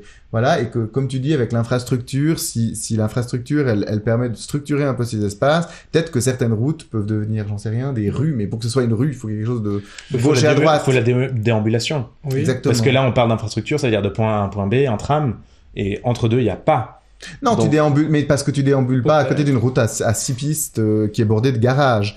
Mais si autour de cette route à 6 pistes, il y a peut-être plus 6 pistes, mais 2 pistes, puis qu'il y a des bâtiments, et puis qu'il y a des rez-de-chaussée, puis qu'après on peut les planter, puis qu'on peut structurer la ville, mais que du même coup... Mérin, ils ont essayé de faire ça. Mérin, c'est très bien, mais je dis entre deux. C'est un peu tout ce qui se passe entre deux. Il y a beaucoup d'endroits qui sont un peu encore pas du tout structurés. Donc densifier, pour résumer. Densifier, c'est pas une crainte, il faut pas avoir peur de ça. Et c'est la ville. Ouais, pas c'est figé. Moi, je trouve. Ouais, c'est pas figé. Ouais, parce que moi, je viens aussi en Italie, on a vu souvent des erreurs de genre, on a une image de la ville, on va la conserver à tout prix. On pose des limites à cette ville idéale et on se concentre sur ça, que ça devient intouchable et où on met toute l'énergie pour conserver la qualité, si on arrive. Et tout ce qui se passe autour et aussi les dynamiques qui ne rentrent plus dans cette image qu'on a, elles sont laissées dehors, sans contrôle. Et je trouve que c'est un grand risque parce que ça veut dire que tout ça, ça va être absorbé sans contrôle par les territoires environnants. Et je trouve que s'il y a une discussion constructive sur comment on fait la ville, que ça passe ou ça passe pas, à Genève, il y a beaucoup de débats, mais c'est déjà quand même une réflexion qu'on fait sur les territoires et sur le futur au moins il y a du débat et au moins on avance vers quelque chose. Je pense qu'il y a du débat si tu aimes ta ville. C'est déjà ça. Oui. Si on veut un environnement un peu qualitatif, on essaie de le faire. Ouais. Je vais vous poser une dernière question architecturale. Et puis après, on va passer 2 questions qui sont pas très... Voilà. Mais il faut répondre très vite. Mm-hmm. Quel est le programme de vos rêves que vous aimeriez construire? Mais vraiment très rapidement. Allez. Qu'est-ce que tu te rêves de voir dessiner? Une station d'épuration? Non, je rigole. Non, ta maison, une église, une cathédrale. Une cathédrale. Non, pas franchement, moi j'aime bien le logement. J'aimerais bien faire du logement. Un morceau de ville, un bloc. Un bloc. Je sais pas, mais c'est pas un rêve. Non, mais il faut rêver, il faut avoir une envie. J'ai pas de rêve.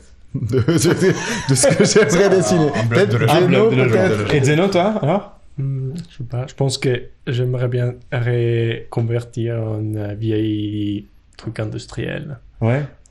Ça te... Le programme, c'est pas très important, mais je pense que l'objet, ça serait intéressant. Ok. Puis du coup, 2 dernières questions qui sont plus du coup en rapport avec l'architecture. Après, on va conclure. Quand vous travaillez, vous écoutez quoi? Moi, j'écoute pas de musique. Pas de musique? Non. Des playlists Apple Music.